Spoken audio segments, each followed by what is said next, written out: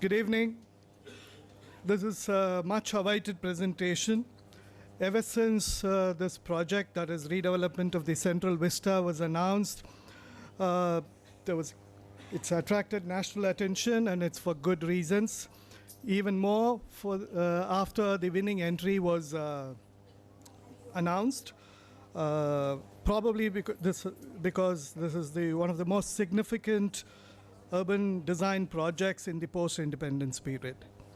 There were a few, but nothing as big, symbolic, significant, and attention-drawing as this. And I'm very happy to say this is probably the first time the details of this project is shared in a public forum, open for a public discussion, and I'm very happy that's happening at CEPT. Okay, I'm Srivathsan. I head the Center for Research on Architecture and Urbanism, and I'm going to moderate the discussion today. It's unfortunate that Suren Vakil, who is the Vice Chairman of CRDF, who is supposed to officially welcome you all, is not here for health reasons. On his behalf, on behalf of CEPT University, CRDF, and the Center, I really welcome you for this wonderful evening. And Bimal needs no introduction, certainly not for this crowd. So I'm very happy that he has agreed to do this for us. And I'm also happy because it's Bimal, because we have known by this time that he not only makes wonderful presentations. I always thought his performance is directly proportional to the tough questions and challenging conversations. And we saw this last time in the Vishwanath Dham exchange. And I'm sure even today there's going to be a lively conversation at the end of the presentation. I'd like to also thank and welcome Stephane Paumier, who's our discussant today. Stephane has a degree in Applied Arts and Industrial Design and finally Architecture from Paris. Stephane Paumier came to India in 1996 as a young professional at the French Embassy, Delhi. He stayed further and opened a firm called SPA Design in 2005. The practice based in Delhi focuses on institutional design and many other projects.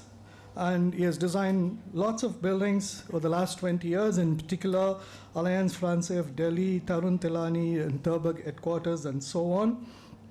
Stephane is a recipient of the Silver Medal of the French Academy of Architecture. He is also the part of the CEPT Board of Review since 2018. Those who have interacted with him would know that he is a good match for today. His observations and comments are sharp, critical, and at times funnily irreverent. The insights and responses he will bring would add value to our conversation today. As a practitioner and a resident of Delhi, I assume you would be looking at this project from multiple viewpoints. Thanks, Stephane, for accepting our invitation. The program for the evening is as follows. First, Bimal will make a presentation for about 35-40 minutes. He'll share the details and his views, followed by Stephane, who will be the first discussant, who I think will take about 15 to 20 minutes, after which the floor is open for discussion, and I'll be the moderator for discussion. Bimal, please.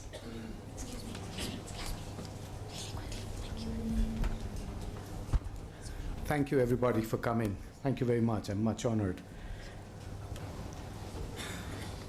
Okay, let me just get on with the presentation, explain, and then we can talk about more aspects of it as we go along.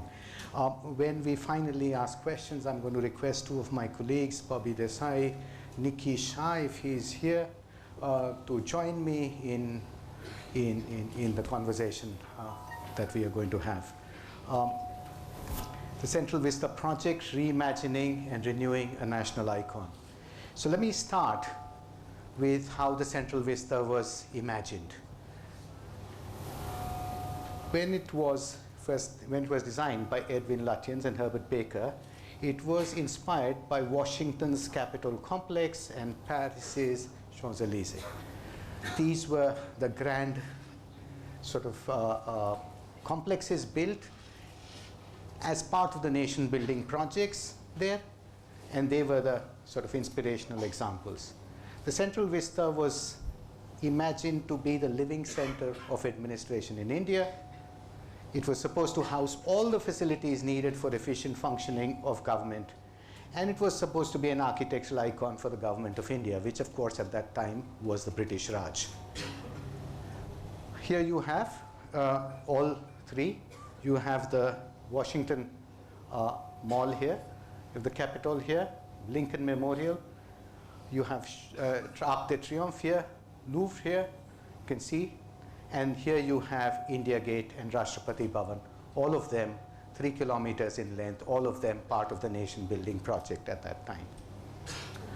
Here's another view. That's Washington's mall here. That's Arc de Triomphe in Paris. And here is Rashtrapati Bhavan and India Gate at this end. Architects first visiting the site. We do a little better now. We don't have to go around on elephants. This expanse near Raisana Hill had first to be flattened out. All the hillocks had to be removed to create a big flat site on which the Central Vista could be built. The architectural device was straightforward. There's an axis, a grand avenue of trees and an axis. That's what we know today as the Rajpath, and this axis here. You have a focal point at one end, which was the Viceroy's house and the north and south blocks. This is the focal point of that axis. What is less known is that this, on the two supporting flanks here, what was planned were administrative buildings on the two sides. And that's the center. And that's North Block and South Block. And these never got built. The design for this was never settled upon. Finally, at the termination point, there was the India Gate, the War Memorial. So that's what got built eventually. Because by the time this icon was built, the Raj was sort of, strength of the Raj was going down, and what got built eventually was the Viceroy's house here. You have North Block, South Block. This is called Council House here. The Archives building, which was not the archives, was a record office at that time, Imperial Record Office at that time. This is the street network. That's the garden, and India Gate at this end. This is what got built at the end. And here's a view of the same thing. In the 30s, if you saw it, you have Rashtrapati Bhavan, you have the Mughal gardens at the back here, you have South Block, North Block, Rajpath here, wasn't Rajpath at that time, Kingsway as it was called, the Imperial Record Office, Council House, India Gate. And you can see empty grounds on two sides. That's the model that we constructed of what, in a sense, we as Indians inherited.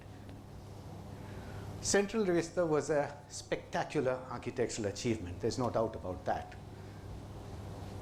But what's also very important to remember is that though it was built to house a colonial government, it was unhesitatingly appropriated by independent India's government and by the people of India as their own.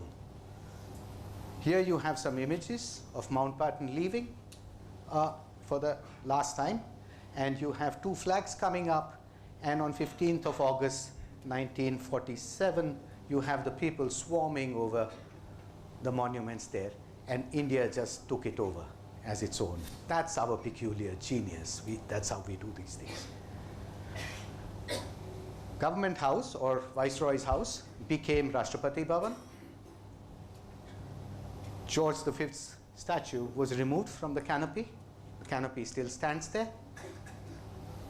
Council House became Parliament House. It was not designed to be Parliament House, but became Parliament House. And North and South Blocks housed the most important ministries of the independent nation state. Now if we look at what happened after independence, post-independence management of the Central Vista was not informed by an inspiring and comprehensive architectural vision. Already after the Second World War, you could see that the sites on the two sides were taken over by barracks-like structures that were built to house temporary structures, built as temporary structures. But here you can see the area commandeered by the army, and these were all temporary measures. If you look at the document that was used to manage this estate, the estate management of this area, this is all there is. It's a plotting plan. So the flanks of this Central Vista here were plotted into separate plots, and everybody was, in a sense, almost told, well, do your thing. Different ministries, different departments were told to do their own thing.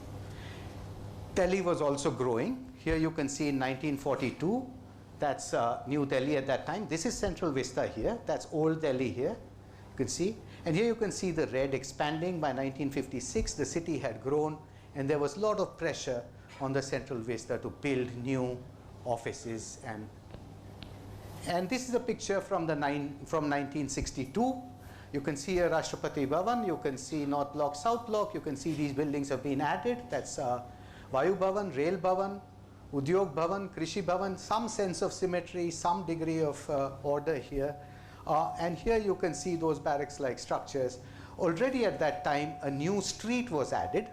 You can see here, this was not part of Lutyens' plan. Okay, so that Rafi Ahmad Marg, as it's called, was added here. And of course, a lot of other things were added. Eventually, what we inherited became something like this. That's what you see today. That's the sort of buildings on the two sides, and that's what we have. If you look at Central Vista today, that's what we have. It's disorderly and incoherent, particularly in the flanks, not all of it. It has disorderly, incoherent architecture, different types of buildings, lots of different uses. You have administration facilities, you have cultural facilities, legislative facilities, residential facilities, everything all mixed up. No real order in this place. This was the place where all the ministry offices were supposed to be, but only half the offices are located within this area. The rest of the ministry offices are scattered all across Delhi. So they are in different parts of the city. So what was supposed to be the living center of administration is not really the living center of administration. If you look at these plots here, you have many plots, almost 40, 50 acres of plots, which have these informal barracks-like structures, which are actually originally they were barracks, and later on they have been converted into offices. Officially, they are referred to also as hutments. Okay? They're not hutments, residential hutments, they're office hutments. Proper offices, but all rather informal in their structures. So you can see all of these. Precious land, very poorly used. Very poorly used is center city land, and you can see most of it around the buildings is a sea of parking, that too quite haphazard, and those hutments are a real waste of land too. You look at this drawing here, that's Shastri Bhavan. You can see that's all parking here, that's the building here. It's a long building, it's almost 175 meters long, but you can see there's hardly a place you can really use. And all empty land, which is really parking. If you look at the offices inside, they're stressed out, inadequate buildings. They look like this is Government of India offices. There used to be public access across north and south blocks. That public access has been removed because of security reasons. Actually, the Central Vista, if you look at the garden on the two sides, it is being encroached upon for structures for infrastructure and for parking. So you go here, the ministry needs a little bit of space, they open up their fence, create a new fence outside. They're sort of encroaching onto the Central Vista. So the Central Vista itself is encroached upon. If you look at the landscape, it's pretty lackluster. That's not a landscape. If you look at the infrastructure for national events, we will have the Republic Day parade soon. It takes 3 months to set it up, and there is no facilities for doing this well. This place is a great civic garden. As somebody told me memorably, he says, Bimal, remember, this is Delhi's law garden. So people from Delhi come and use this space, and even for these people, there is very poor facilities. For tourists who come here also, it's not a very nice place to visit. Lots of people go there, but not a very nice place to visit. It's nothing like the inspiring capital complexes the world over. If you look at Washington, I mean, you go one visit to Washington, walk the mall, it's comfortable, it's memorable, it stays etched in your memory, it's a terrific experience. A great space there. You take Canberra, you have a similar fantastic capital complex. And of course, if you were to go to Paris, this is not the seat of government, but if you were to walk from the Louvre here to Arc de Triomphe, this would be an experience for a lifetime. Our Central Vista is nothing like that. Over the years, many people, many institutions have demanded that the Central Vista should be better administered, should be better developed, better maintained, and that its heritage should be protected. Many people have said this. Over 70 years, many people have said this. Not much has been done about it, but lots of people have said we should do something about it. Well, so let me explain to you what is proposed and what is to be done in this project. So before I start off explaining the master plan, let me say that the master plan for this started with a sketch design that developed in response to very broad requirements were given and minimal information about the site. Now, this is often true. Many people ask me, how's that?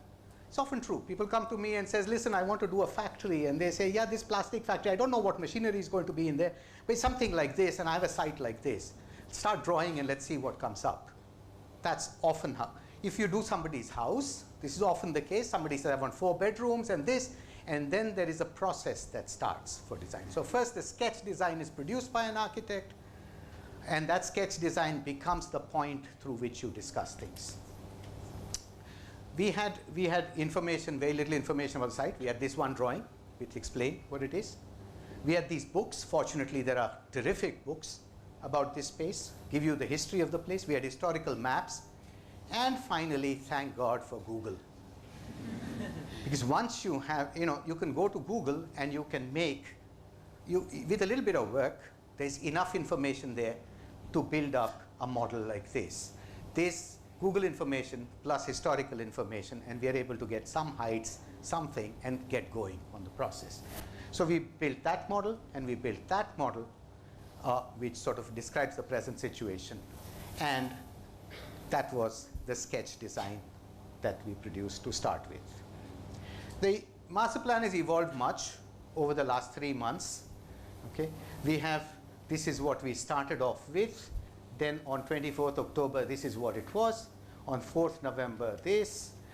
24th November, this. Then 12th December, and on, and it continues to evolve. It will continue to evolve as we discover new facts, as we show the plan to various people, as we see some opportunities and some problems that we did not see earlier. Normally, master plans are made to evolve. They are not made fast frozen and fixed. Okay. Sometimes you make a sketch first and then have to throw it away because it makes no sense after a few investigations. But in this case, it was, these are changes that are not entirely structural. What I'm going to describe is the 4th of January plan. So it's already a bit dated. We have evolved it a little bit more, and that's what it looks like. So that's the present day situation. Now, what are the objectives of this project? Okay. There are multiple objectives. There's 6 objectives that this project has. And these objectives have been articulated clearly by us through the discussions that we have had. Okay. First is modernizing Parliament's facilities. Now, once again, remember, Parliament's facilities modernization was an objective that's an old one. We first had to understand the existing facilities. You know very well, that's Rashtrapati Bhavan, North Block, South Block. India Gate, that's the master plan for it. And the Parliament existing, the present one, is here, this round building. We all know very well. We, of course, studied the historical plans of this. Remember, at one time, the Parliament was to be shaped like this, in this sort of a triangular thing. Earlier, it was that. Finally, what got made was a round building.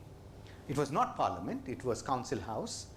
We didn't find really good drawings. We have been reconstructing the drawings based on whatever information we got and measurements that we take at the site. We have sections of this sort, sometimes from books, sometimes from the old archives. There are no AutoCAD drawings available for this, but we are building them up. That's, for example, drawn up by us to be able to better appreciate the architecture that this building has. Then we are mapping the space utilization going there.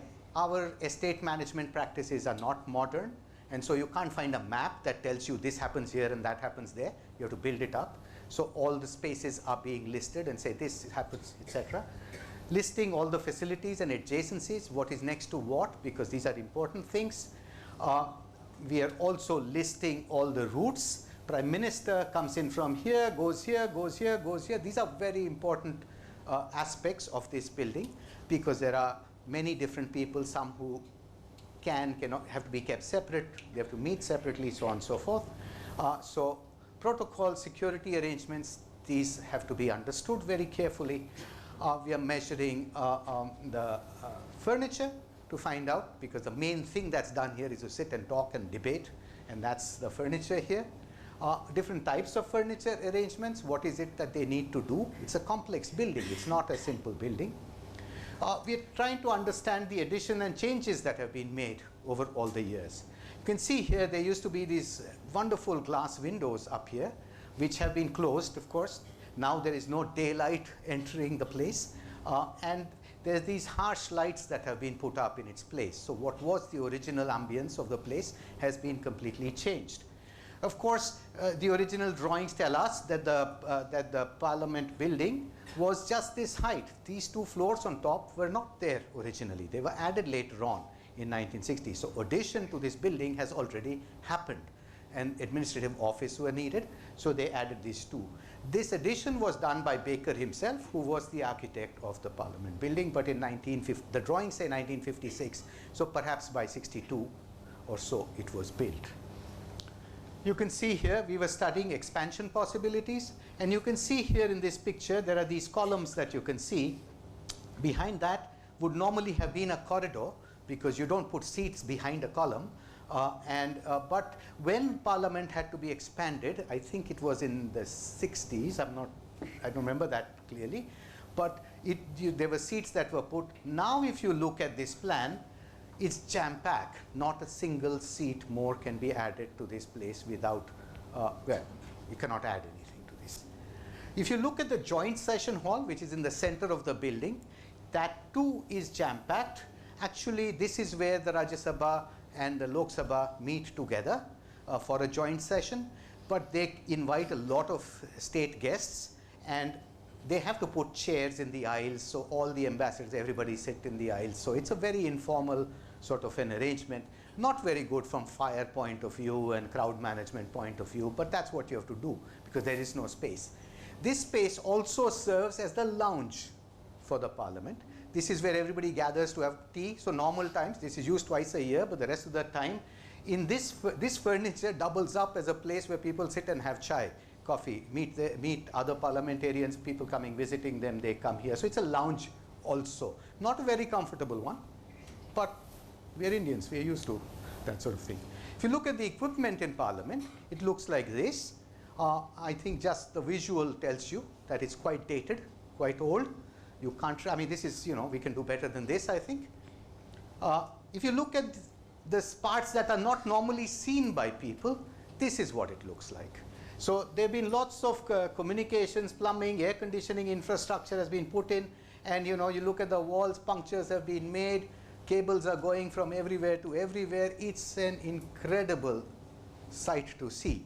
Very often there are foul smells. They cannot find out where the smells are coming from, and then, you know, somebody has to move out of an office, etc. Things like that.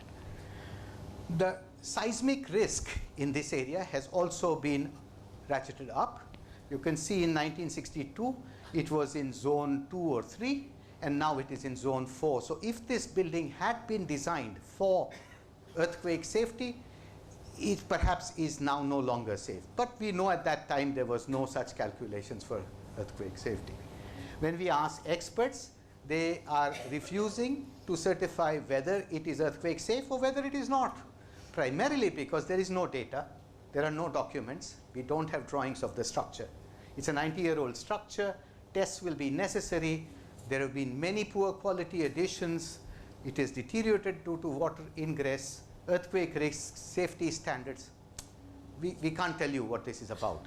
So they say it's wise to assume that retrofitting will be necessary. So that's quite clear from all the experts.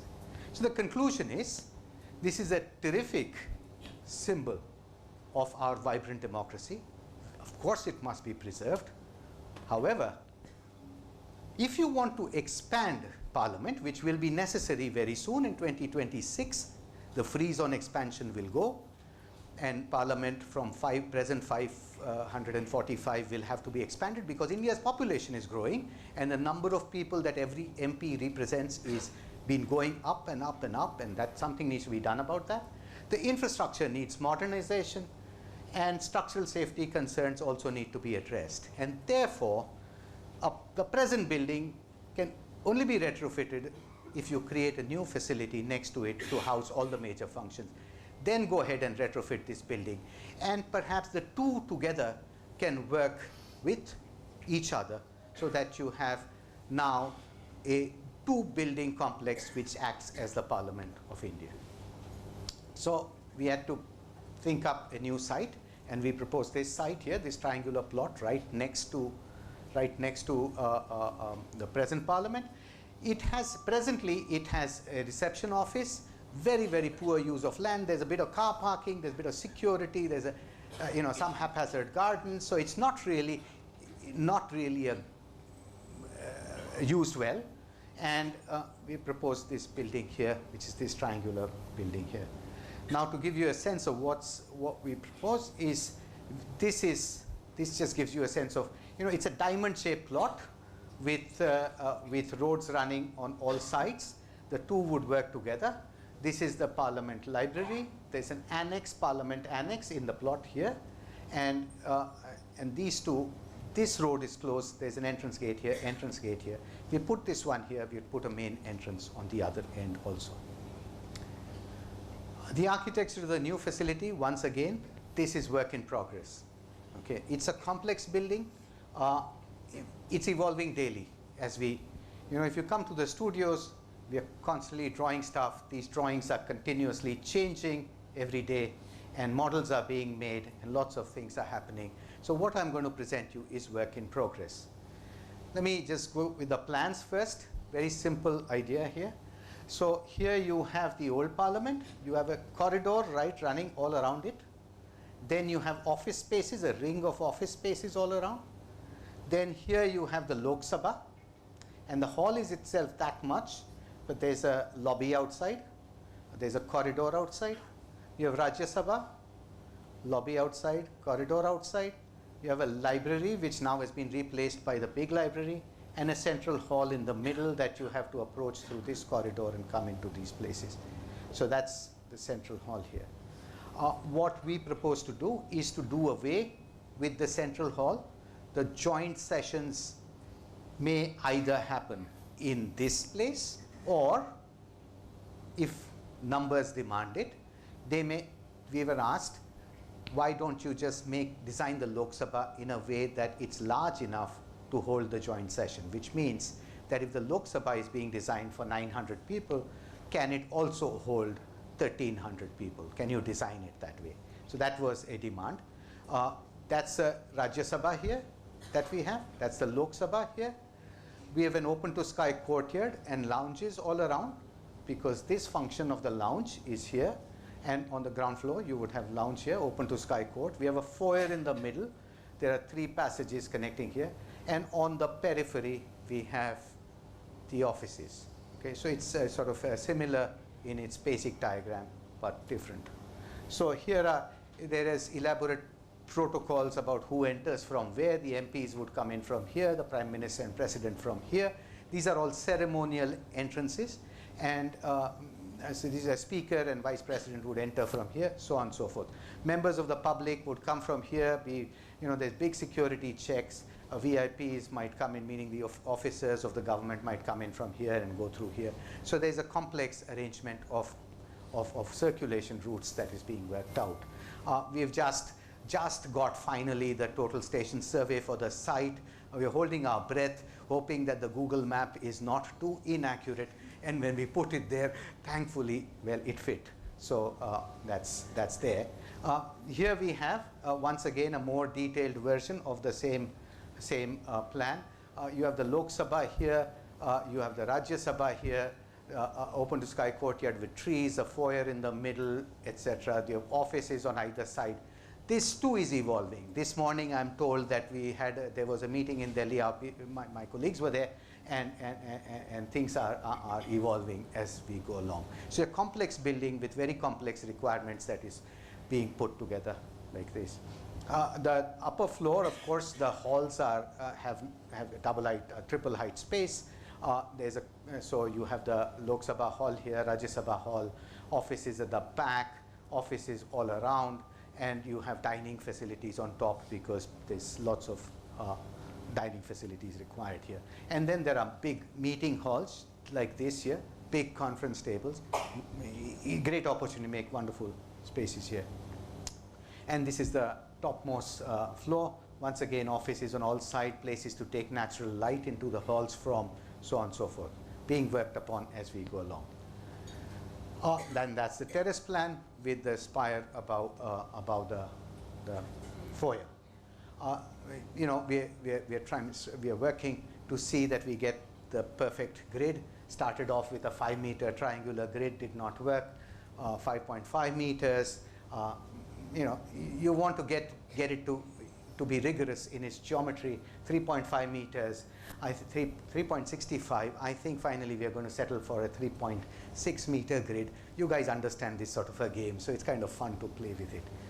Sections and elevations. These two are being developed. That's the foyer here in the center. That's the hall here. Really, these are just very, very preliminary things that we are doing.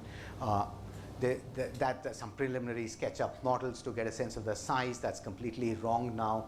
These are sketches of what the hall could be. That's a roof over that open to sky court because we want to make. That's the spire from which natural light comes down, something of this sort. We're trying to make the two buildings work together. So the elevation, we're thinking of it. We're thinking that's the old Parliament. What will our place look like? This is, I was wondering whether to show these sort of things, but please understand that this is all work in progress. It might change completely as we go along.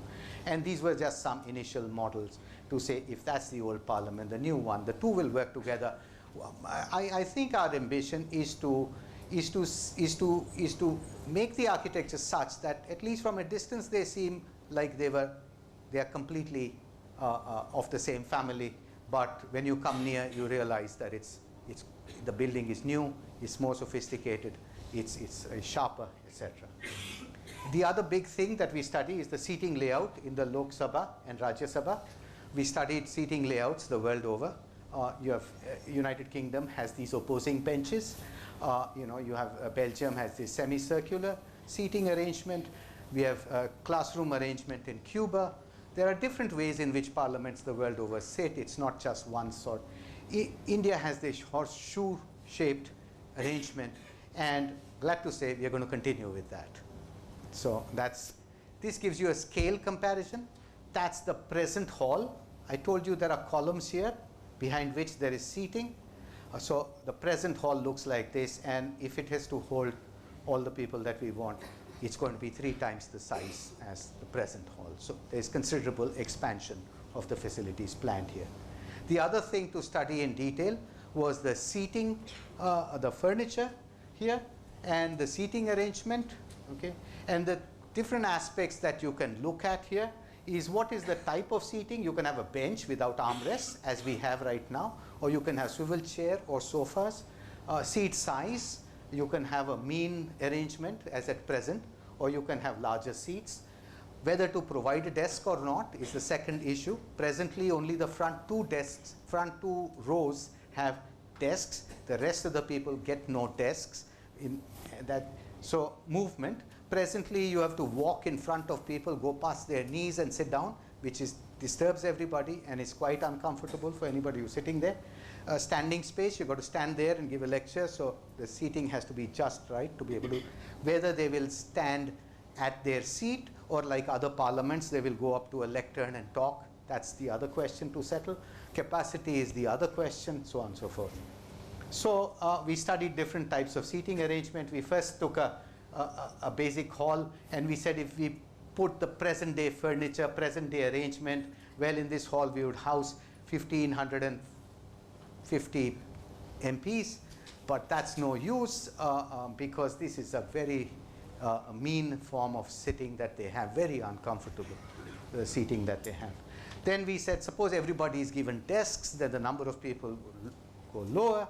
But finally, we said, listen, could we do it so that people don't have to walk in front, they can walk from the back, which means you have two people to a bench. From two sides, people can come in and sit down, so they're not crossing people's legs as they, or knees, as crossing other people in front. Could we make the bench large enough so that in normal circumstances, two people would sit, but when a joint session has to be held, there'd be three people sitting there. So if there are three people sitting, then you've got your normal circumstances, you'll get 2, 3, 900, 1350. So that's the sort of arrangement. And that's what we are going to go in for. Also, could we consider radial aisles so that people go down the aisles and don't disturb people as they walk past every time? We're going to do that in the Rajya Sabha. We also studied Singapore sofa arrangement, but that was thrown out quickly because with a sofa arrangement, you wouldn't be able to add more people for the joint session, and neither will the German parliament work very well in this case. It has swivel chairs. We were also told that, no, this is a bit too comfortable and too relaxed. Should be perhaps a little more disciplined, orderly seating is called for. So that's what we were told. And of course, we are doing mock-ups of furniture like that to check whether because that's at the heart of it. This is seating and debating and talking. We don't get the furniture right, got nothing right. And if that is to inform the auditorium backwards, that's what we've got to do. Technology, audio. First of all, acoustics is extremely important. You cannot, presently this was not designed to be, not acoustically designed. In fact, the original council house, there's many records that say that nobody could hear a thing, and then some fellow quipped saying that any case, what do they say? Then acoustic treatment was done very poorly. We think of acoustic treatment as just no echo, but actually sophisticated acoustics is about creating the right mood in the place and the right sound in the place.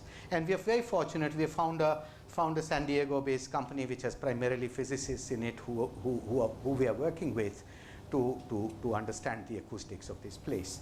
Also, there is lots of electrical digital equipment that we have to put in, voting systems, audiovisual systems, so on and so forth. Every desk must have a screen these days, etc. All of this must be such that it can be easily upgraded when necessary. And of course, there's public address system, translation system. So there's a lot of technological dimension to this building, which also has to be taken care of. Forms, symbols, and meanings. Buildings are not just meant to serve practical functions of seating, etc. And so we are also trying to articulate some ways in which you can think about it.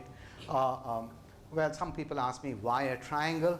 And well, here's one reason why you could have a triangle. I say the plot is triangular, this, that. It doesn't help.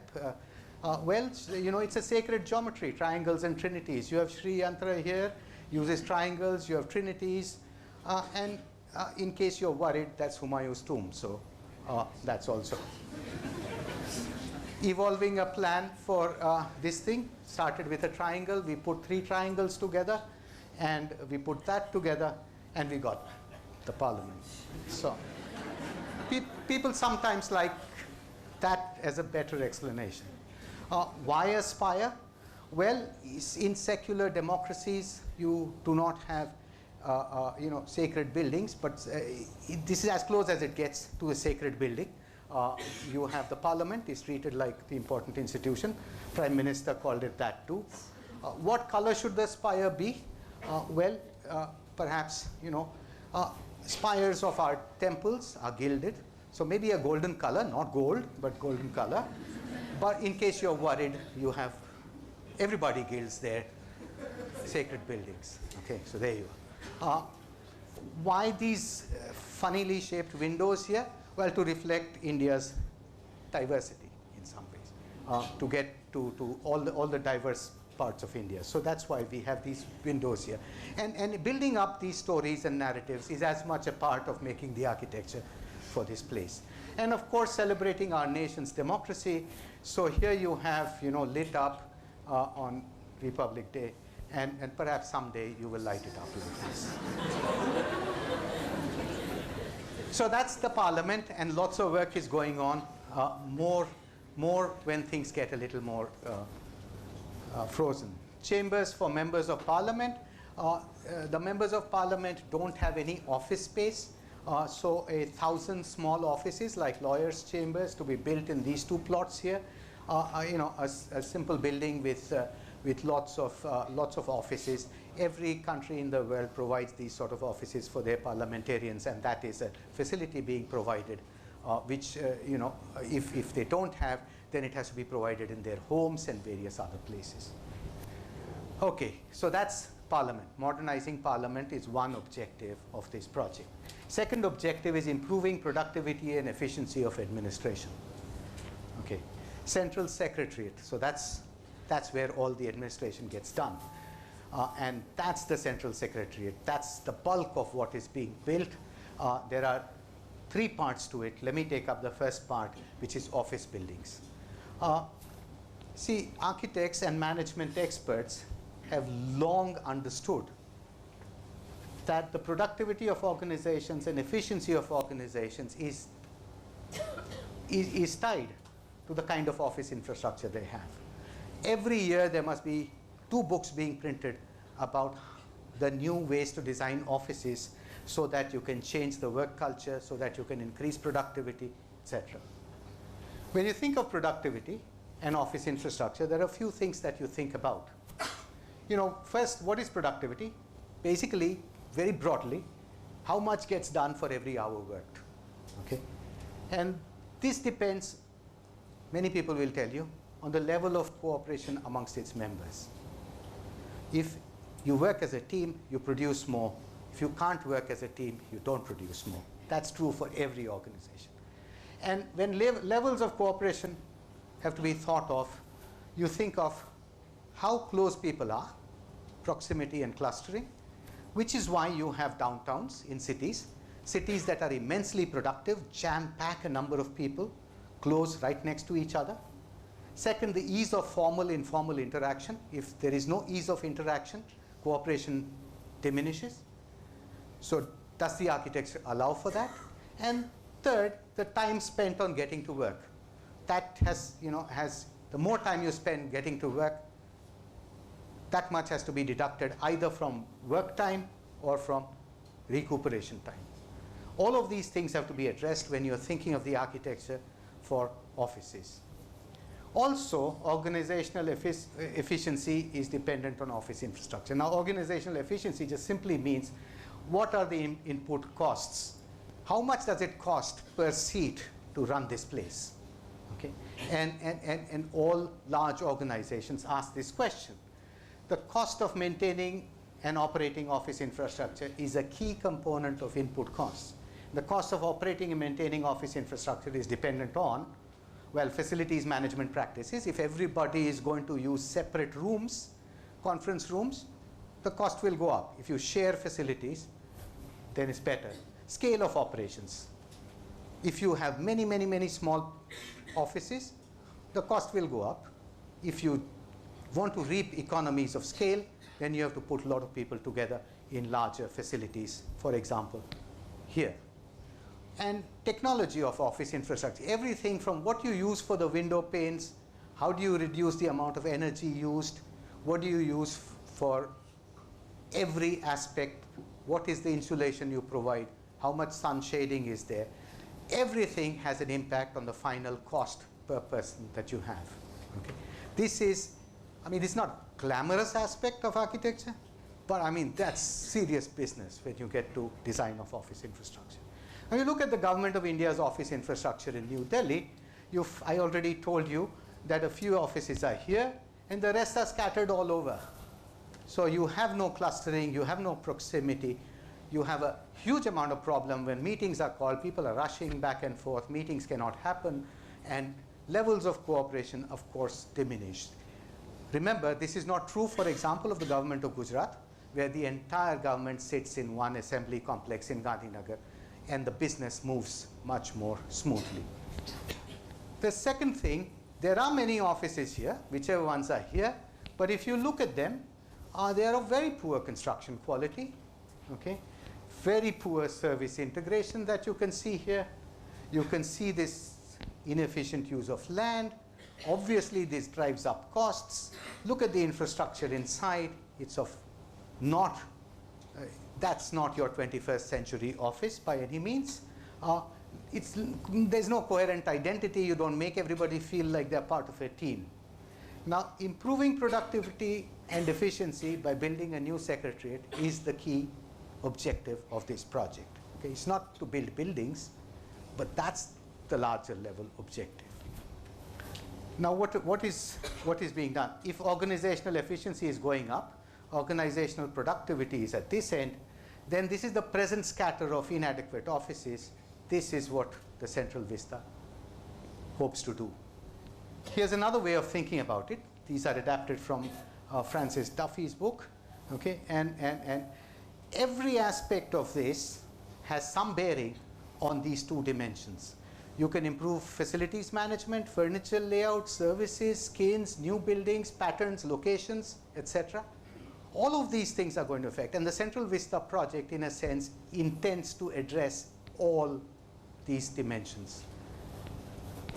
So these are the 4 plots in which the Secretariat is to be built. And these are the buildings of the Secretariat. Let me explain to you. That's just an early sketch. These are the 4 plots. These are the 4. Let me start with the office buildings. These are the 10 office buildings proposed on the 2 sides in the 4 plots. It will consolidate all the ministries of the Government of India in one place, so that they're not scattered all over Delhi. By the way, that will end up saving rent payments of 1,000 crores per year. So that's itself a straight saving that you can. So everybody here, scattered all across, is all going to be brought into one place here. So that's the objective.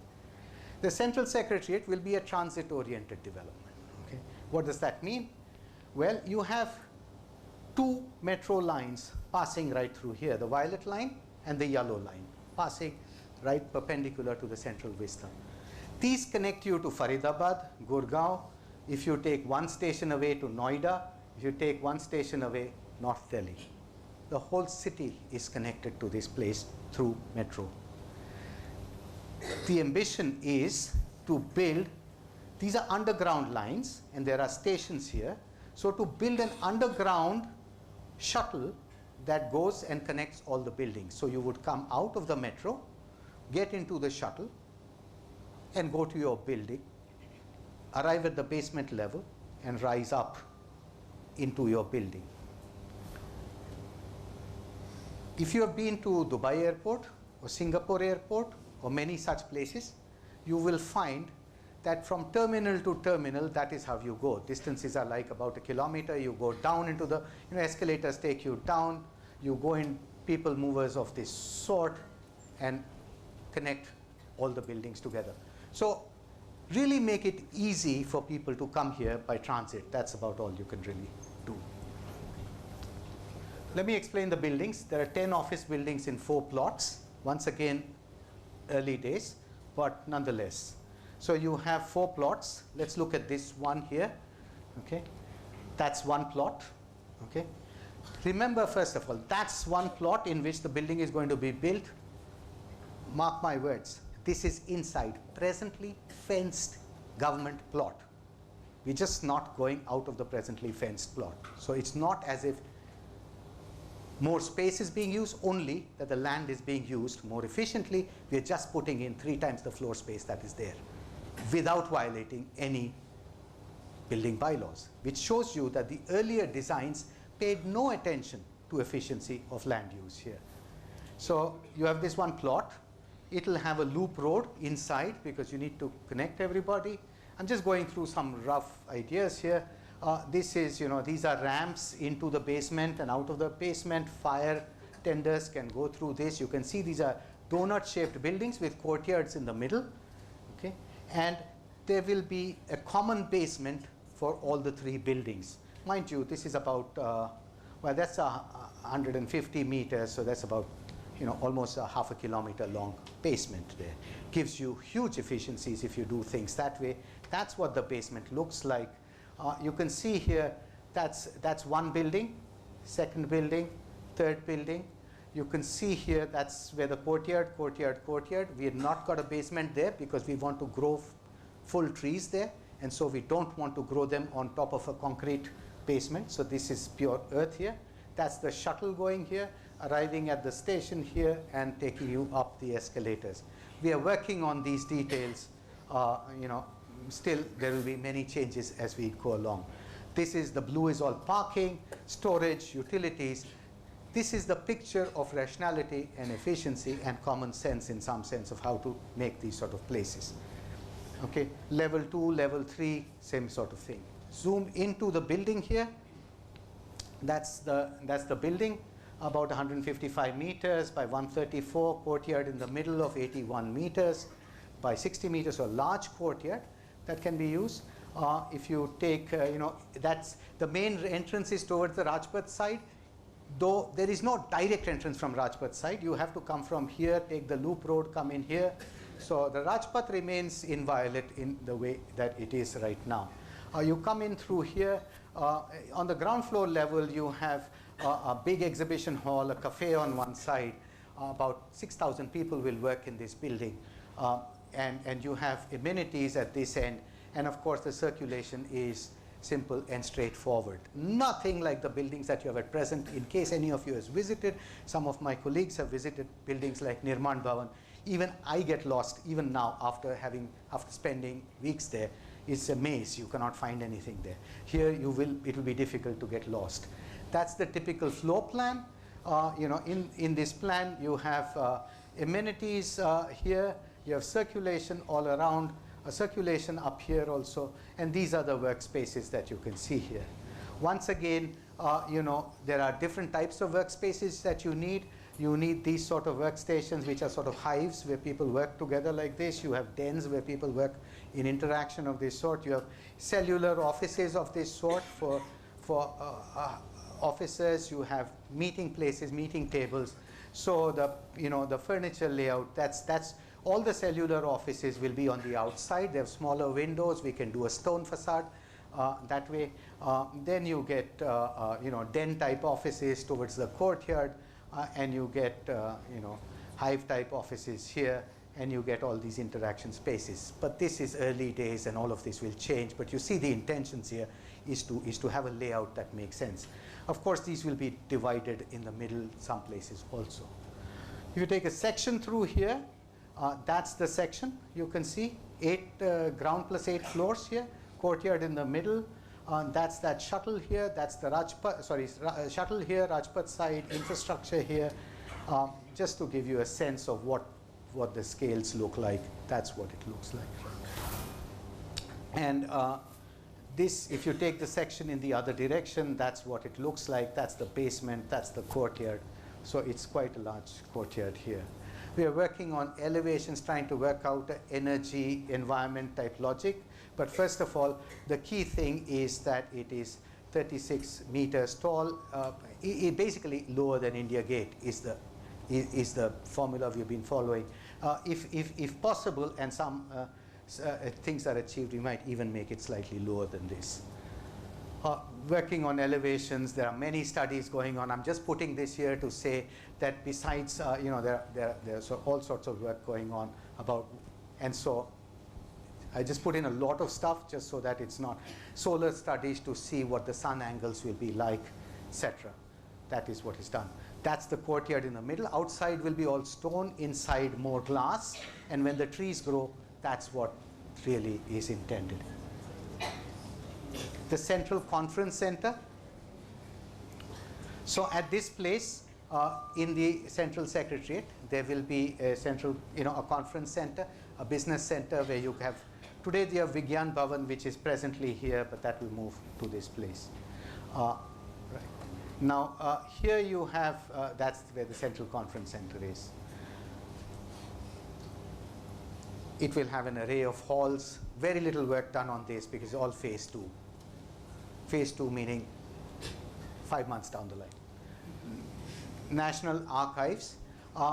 That's where the archives building presently is, and that's in the master plan. That's where the archives. Administration means you have to store records, you have to save records. They have ancient documents in here. It's amazing what they have. They are from Mughal times. They have documents here, and government functions because you keep records, and the keeping of records is an extremely important function. So the archives here. That's what the present archives building looks like. That's the old building designed by Lutyens. That's the addition afterwards that you can see here. That's the old building here. There are some sheds and things, for gardeners and security people that have been built on the side like that. That's the new addition at the back here. Here's some pictures. That's what it looks like. The drawings look a little better. There you have, that's the new addition that has been done to the archives. The intention basically, that's some inside views of what the facilities are like.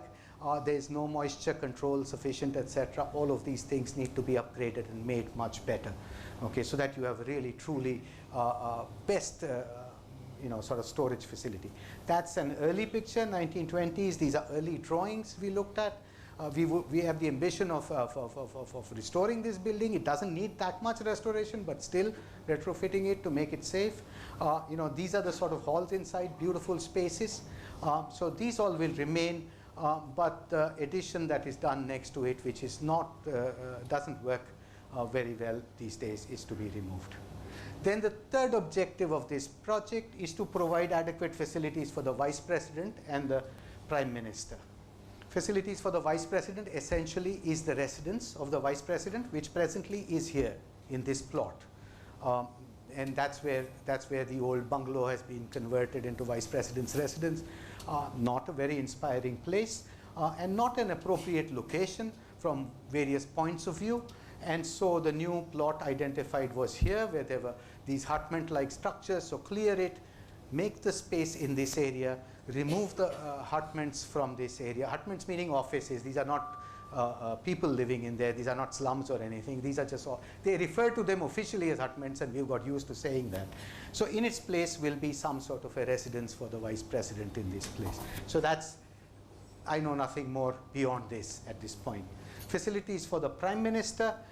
Prime Minister's residence is far away. Remember that the Prime Minister residence, when Jawaharlal Nehru became the Prime Minister, he commandeered the most important house, which was the Flagstaff House, which was the house of the army chief. He commandeered as the house of the Prime Minister of India. Subsequently, that turned into a museum, so the Prime Minister was housed, subsequent Prime Minister was housed in small Lutyens bungalows elsewhere far away. And every time, they are inadequate, and they, when they move from there to their office, there's huge disruption of traffic, etc. So there was an idea, why not? So here also you had hutments in this area, many defense offices in ground plus one structures to be removed, and a facility to be created, which is the Prime Minister's house. So you're the Vice President, you're the Prime Minister, and the Special Protection Group would be in this plot, in this area here. This plot had a set of hutments, and this is where, in this place, will be the new Prime Minister's office. Now, presently the Prime Minister's office is in this little corner of South Block here, around this courtyard, that last courtyard. Totally inadequate from facilities point of view. No conference rooms. Toilets are also a problem, etc. and so inadequate. Okay? So a proper Prime Minister's office is needed because the functions of the Prime Minister have changed over a period of time. Okay? And so that's what's and this is the garden attached to that. So the diamond plot here will be the Prime Minister's office. Fourth objective is to refurbish and better equip the Central Vista Avenue. Central Vista Avenue is that grand garden in the middle, which is both a civic garden for Delhi and a stage for the national rituals that we have on Republic Day. Okay? Now, if you look at it today, I already told you that's what, it has haphazard parking. If you go there, tired landscape. If you look at the landscape, pretty, the pavings and the street furniture are certainly not up to standards. Poor pathways, poor footpaths, no amenities, ad hoc vending in various places, okay? No facilities for events and activities, poor quality lighting, we can do better than that, and no signage, either descriptive or informational signage or directional signage. You look at the water feature here, very poorly maintained. This is the portion which has water, which is only 1/4 of it. The rest of it has no water. And that's what if you look at the landscape, many of the trees have died on the two sides here. And really, they're, all the rest are also very old. They are all 90-year-old trees and have come to the end of their life at this point. So something needs to be thought about what to do for those two. So the idea is to, that's the proposal. The idea is to address all these issues, to get a livelier landscape here. By the way, that's Rashtrapati Bhavan landscape. If we can do that just on that one side, why can't we do better landscape on the civic side? Okay. Can we have a better water feature? Perhaps use recycled water for the water body. More facilities for civic users, which means you have to provide adequate parking. Nobody comes walking up to Central Vista. Very few. Most of them either drive or take the metro now. Okay? But you need parking. You need better footpaths. This is in Bangalore. Okay? And if we can do footpaths and paving like this, why not we have that sort of thing there? Signage, if Delhi already has good quality signage, can we put up better signage? Okay. Better, more comfortable seating. I didn't find the appropriate picture, but here's from Pune. Better vending facilities, why not have that? And you're stuck? Okay, no. Pedestrian underpasses, places where there's lots of traffic. Can you take the pedestrians below here? Maybe you could have underpasses that are large and spacious, that just so that the traffic is not disturbed and people can walk right across. Okay. And in front of India Gate here, can we not have a paved area that's better? Presently, there's this street, and it's not a very, you can do better than that, I think. And so, and lighting can be better. That's in Lucknow already, good quality lighting here. That's Gandhinagar. Can't we do something better than what we have?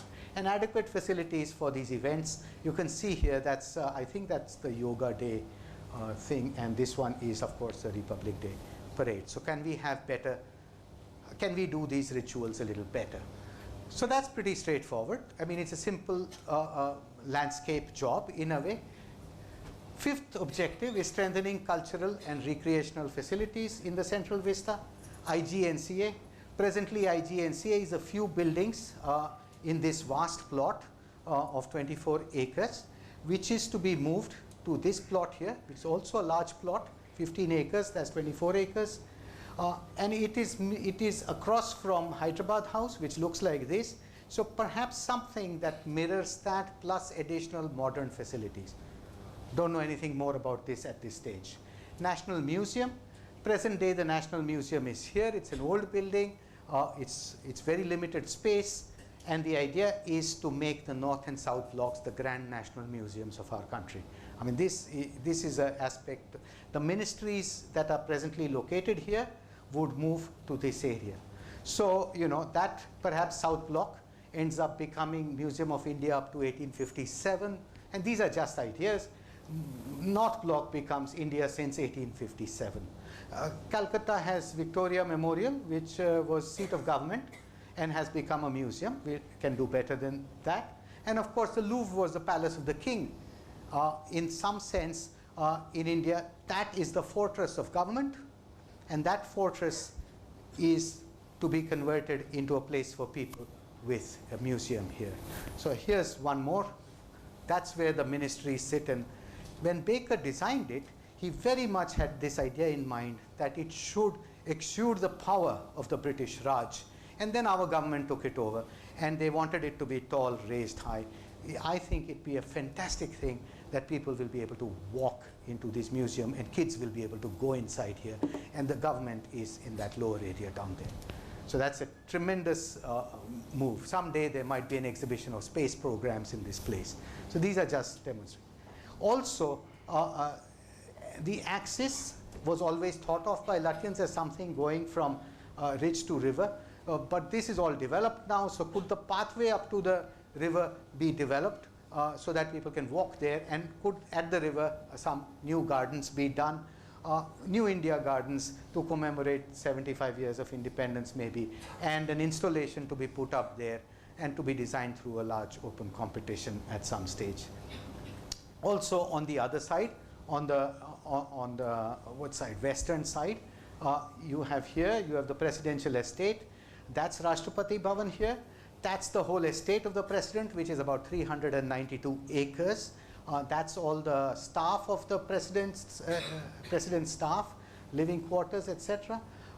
This is what the drawing looks like, and we identified this area at the back here, which could have public access. That's a proposal, still not fully finalized, but it would have an entry from the back. And what would happen here? Perhaps a national biodiversity arboretum of some sort, where you would have glass houses creating microclimates of the different microclimates of India, and where all the endangered species of India are exhibited, 1,200 species. So what looks like this at present would end up looking like this someday. Something like, if you have seen the Kew Gardens of London, that's somewhat what we're talking about. Finally, sixth objective, commemorating 75 years of India's independence, extending. Now, as a byproduct of what has been proposed, what ends up happening is that this 3-kilometer axis gets extended. In some sense, that's the big move for the 75th annum. But another very important thing is, can we expand public space in the Central Vista to commemorate 75 years? So public space in the Central Vista is presently like this. This green space is the public space. Now, with what has been proposed, this becomes all public, and this becomes public at the back. Essentially, 75 more acres of public space to commemorate 75 years of India's. So that's and reimagining the Central Vista in a sense, that now represents the nation with its geography, people, history, legislature, executive, administration, culture, leisure, recreation. So a sort of a new imagination of this place. Summing up, it's a project that respects and builds on our heritage and leads into the future, completes the promise of the original vision, expands public space and provides amenities for residents as well as for tourists, expands cultural facilities in Central Vista, provides Parliament with modern facilities, focused on making efficient use of land, consolidates ministries, synergizes their functioning, creates robust, efficient infrastructure for administration, proposes a transit-oriented development, reduces energy use, proposes a functional, simple, robust, and quiet design. There is a couple of meta objectives. Let me just stop with these 2 slides, just 2 more. Central Vista project has 2 larger level objectives that have emerged as we have talked about the project with these people. One is, by doing this, and to do it fast, and to do it rapidly, you build India's capacity and confidence to proficiently and speedily execute large, complex projects. That's one clear aim. Why do projects have to take so long? Can't we do it at speed? Demonstrate that unsolvable problems that our cities face can successfully be tackled. That's the other larger objective. And just as I was just today, I saw this. apparently the House of Lords in London is to be relocated north. And here's what Lord Foster had to say about it. We must use the power of architecture to express our political and economic ambitions. We should take our cue from the 19th century, which understood how great buildings could demonstrate confidence in our future. And that, in a sense, I think captures a great architect talking about how the power of architecture can be used to build this. So let me end by saying, I have the privilege of standing here and talking about this, but there's a vast number of people working on this. To start with, the ministry has the minister and various senior officers. The CPWD has a terrific team, totally committed to doing this well. There's a whole bunch of people here. In our office, I have many, many colleagues working on this. We have many consultants working on this project and individuals who are also supporting us in various small ways. So it's a team effort. I take the responsibility certainly, but nonetheless, it's a big team effort. Thank you very much.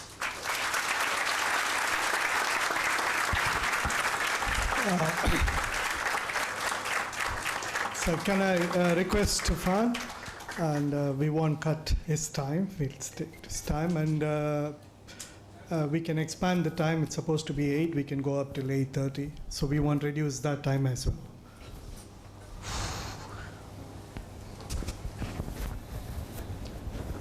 Could we have an image of New Delhi, the master plan of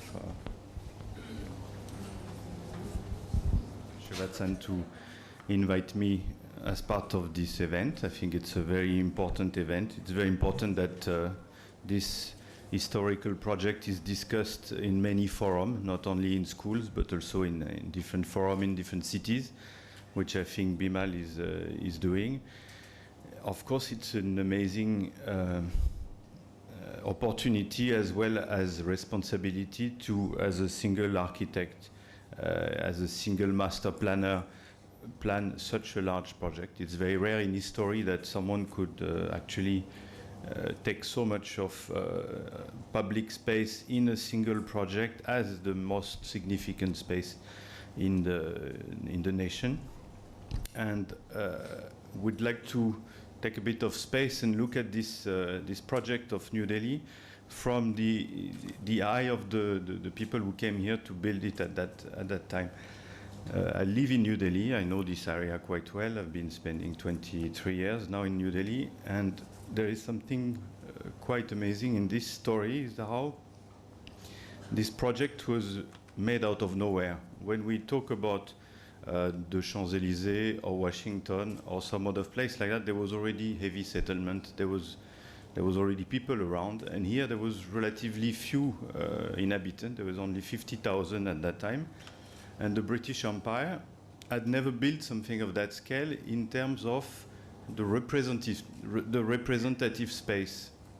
They had basically run India out of port, railway station, railway lines, cantonment. This was the normal way of running the Raj, and suddenly 200 years inside the colonization, they suddenly decide to project an image of power that was not in their culture, because if you see the map of London, you realize there is barely any straight road. Everything is like a plate of spaghetti. It's all winding road, agglomeration. So the reference had to be taken somewhere else. So where was those references taken? They were taken from Versailles. I think the master of all plans before we talk about Washington or the Champs-Élysées is Versailles. Why? Because Versailles is actually a landscape project. It's a landscape project where you plan very large area, you plan with the topography, and there is not that much that is built. And it's also, it's old, we're talking 17th century. When Washington comes into the picture, what is interesting is they have that in mind, because of course at the beginning you don't have many buildings, but you need to make a coherent space.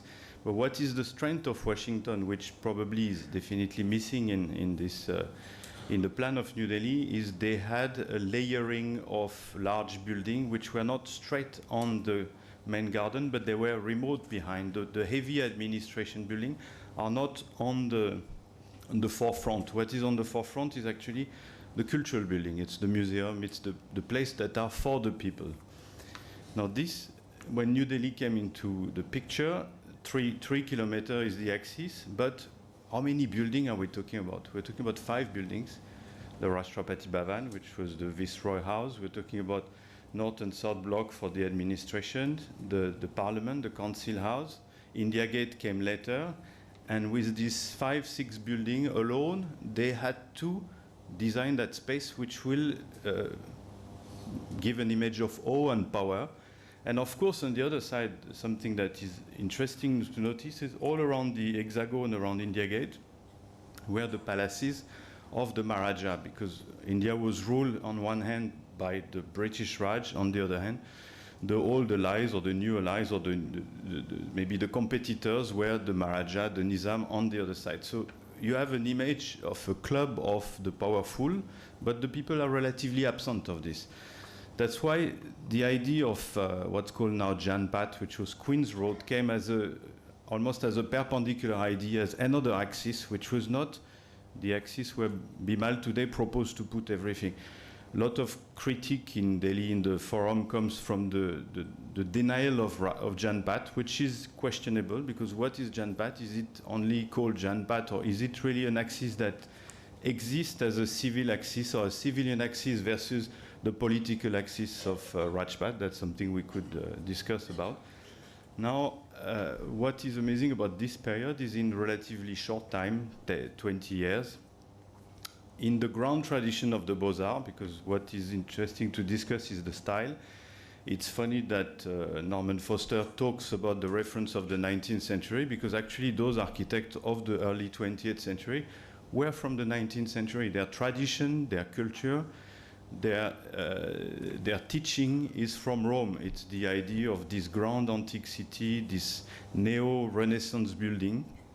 In a way, they were kind of a bit back in their own time. When Le Corbusier was doing modern building, they were doing pile of stones and bricks. So the British Raj is interesting. It's missed completely modern movement. It's something that is coming in Britain pretty much after the Second World War, but during that period, it's this fancy that you can keep having a big empire built on some kind of Roman fanciful idea of an empire.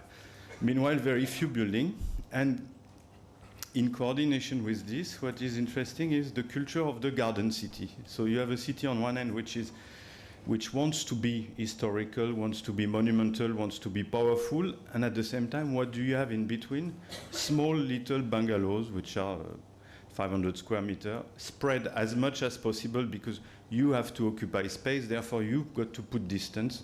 And this is the plan of New Delhi, which you can see in the middle, is one of the least dense cities in the world. So I think the question of density is important, because the project proposed has a huge density and brings this density. Now, if we move out, if we had Google, we could see that.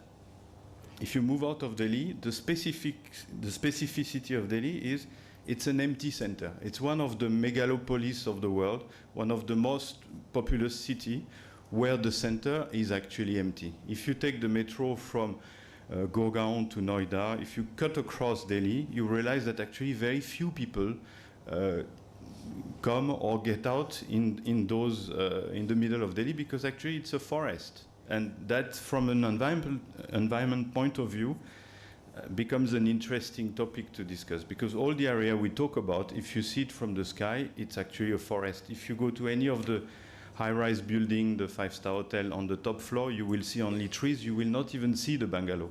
And this city, in some way, is still livable today because the center is empty. Because the center is this kind of image of very large tree, very nice parks, which have been put in the city, and that you don't have in any other city in India, and very few cities in the world, which actually, if you start looking at the periphery is dense, the periphery is aggressive, the periphery is unruly, it's very high-rise building, almost no infrastructure. So this is what Delhi has as a garden, as a park. It's the central park of New Delhi. So that brings me to I guess I will not shy away from giving a credit to the president of CEPT. I will take this opportunity of public space. It is, in this context, it is important that this space is, of course, the seat of the government. There is an absolutely rational element to bring ministries, to bring people, to make that the state of India more efficient, more powerful, more visible. At the same time, what is the cost on public space? We agree that some of the buildings are not interesting. They are not. They've lived their life. That is debatable. That we can. I'm talking about the Bhavan and the other building. But one thing is sure is people come there, as every Indian knows this place.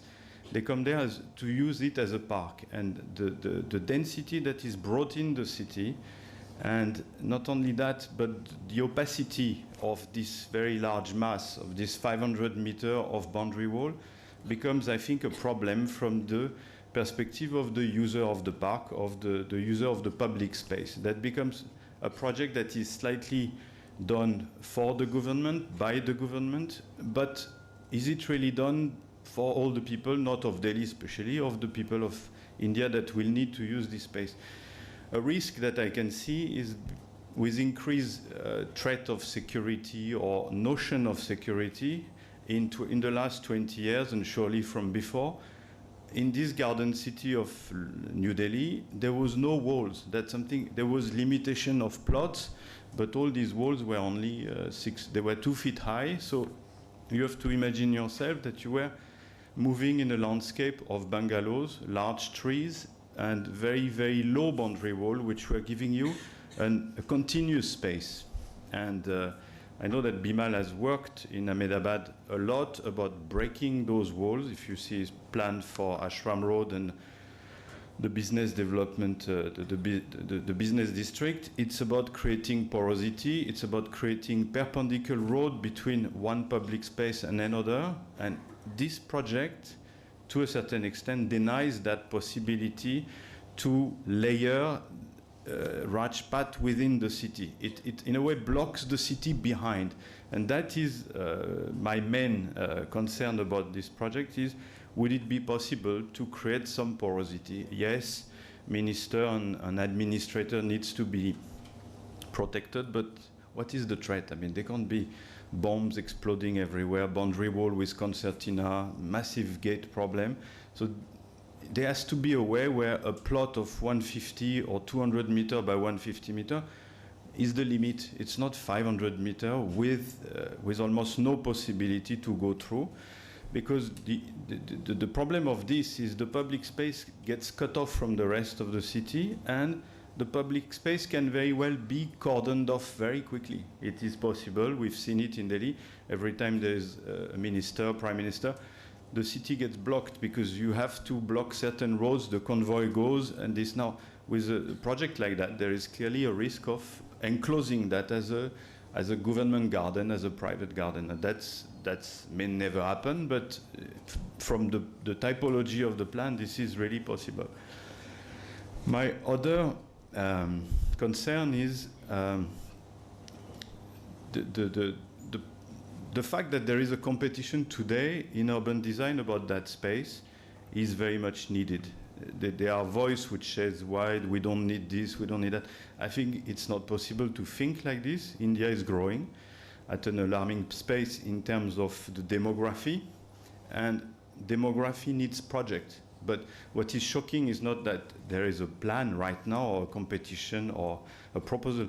What is shocking is this type of things have not happened regularly every 5 years, every 10 years, in order to reassess constantly what the situation is. Because when we don't do project as architect or as planner, things fall apart, things die, things get old, things get decrepit, and then when the government wakes up on some kind of surge, it's too late. It has happened with Pragati Maidan, where an ensemble of decently designed building by the best modern architect basically fell in disrepair in 40 years, and by the time it was time to do something, buildings were declared old or not up to the norms of this. So this is a problem which I think is about regularity of competition, regularity of planning, regularity of ideas. That if you don't bring ideas, if you think everybody is in his plot, yes, they will do this, they will add one building, they'll put a higher boundary wall,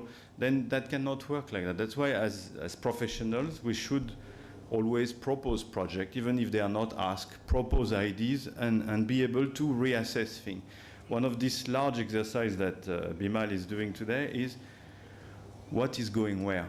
There is a massive exercise of moving people. Of course, there is something you may not have talked about, a densification. It's like, yes, we need to bring the ministry there, but how much is too much?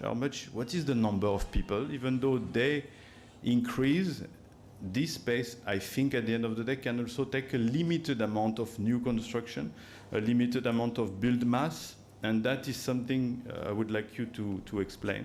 Because even if we gather all the ministry together, I'm not sure you need so much. Is it really that much, or is it possible to calibrate the project which would be a little more suited for the place instead of designing by numbers? Because yes, it's an early stage of design, we need numbers, and you are in an amazing position to be designing the brief, because obviously the government has really not done it like that.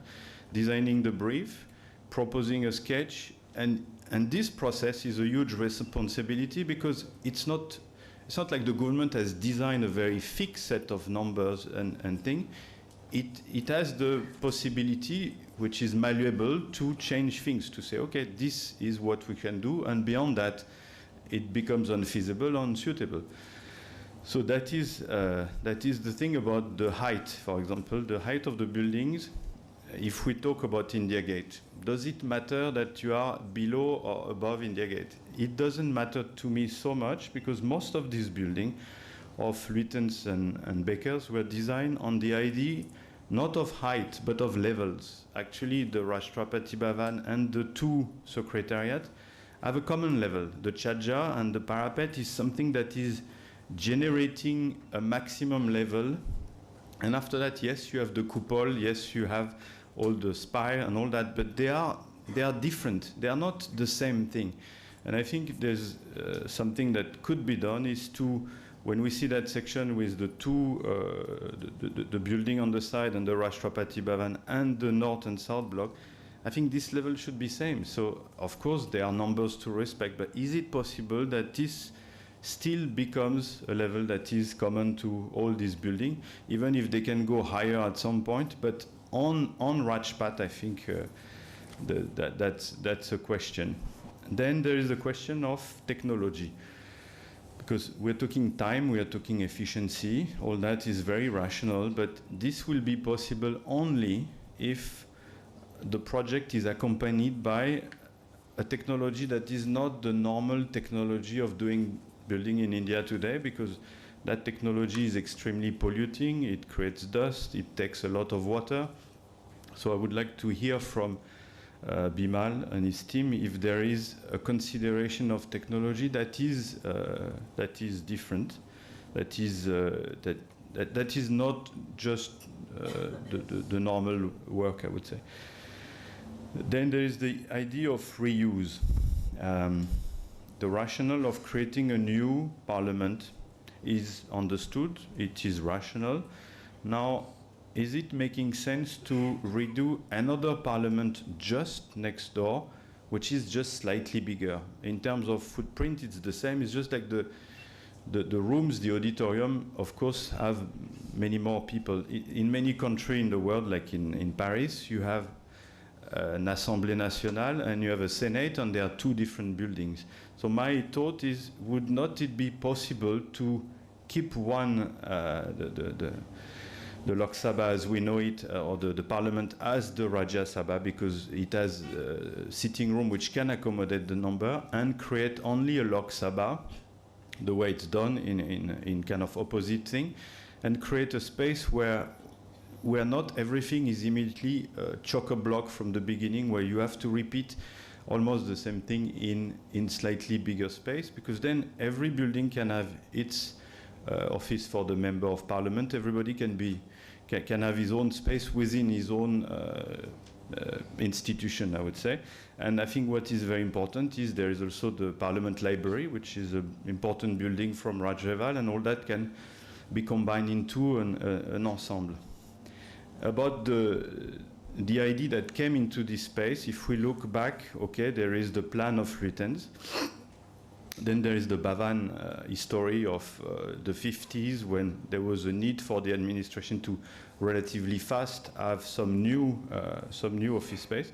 But then there is a period which is interesting, which I think is worth looking at, is the 80s and the 90s. It's a time when there was a national effort by architects to work together, to try to do things together. Few initiatives of that time, like the Year of India in France, where there was a very interesting book produced by many of the architects, Correa, Rajreval.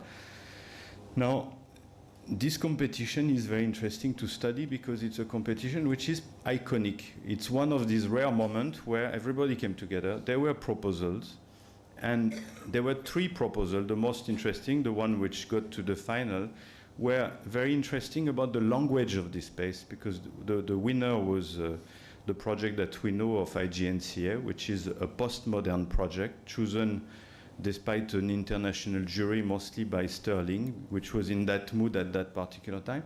But if you see the 2 other projects, there's a project of Gautam Bhatia, which is poetic and very interested in the Indian identity, where the project goes as a ghat and goes down into Rajpath, which is considered a river. So it's one approach. And then there was a French project by some French architect, which was a very large pergola with buildings which were freely positioned underneath. But it's a time when architects were thinking without boundary walls. So that's a question, is can this place be buildings in the garden like Stein did it in many of his buildings in Delhi, or do we need to be corseted by this fear of boundary wall which don't protect much, especially if we see the building of Lutyens. They were building where the ground floor was a fortress. It's the archives building is very typical of this. They almost have their own boundary wall, because the idea of the plinth and the idea of the level was there from the beginning. And my question is, can the new building have this logic, which is internal security, yes, but not at the cost of the porosity and the public space? Voilà, that's it. Thank you.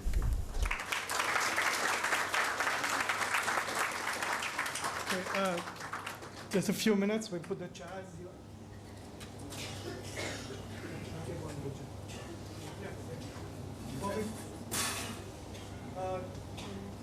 So can we just bring the gray chair here?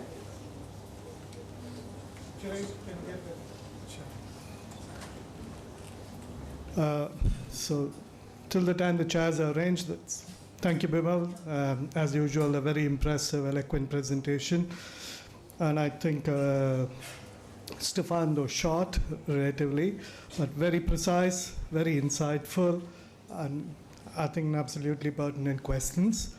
I'm sure Bimal and his team would have already considered this, and I look forward to an engaging conversation. So the ground rules now. Now I would request Bimal and his team to respond to Stephane for about 5-10 minutes. Then I'll open up the floor for questions. The request is please be precise so that we can take more questions, we can have longer conversations. Correct? So, Bimal, can I have the mics here? And someone can be at the back or the middle with, I don't know how you're going to move around, but, so, yeah.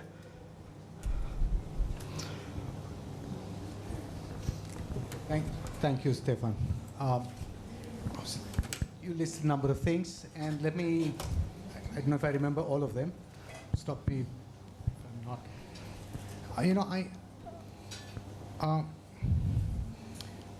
One idea is about public space here.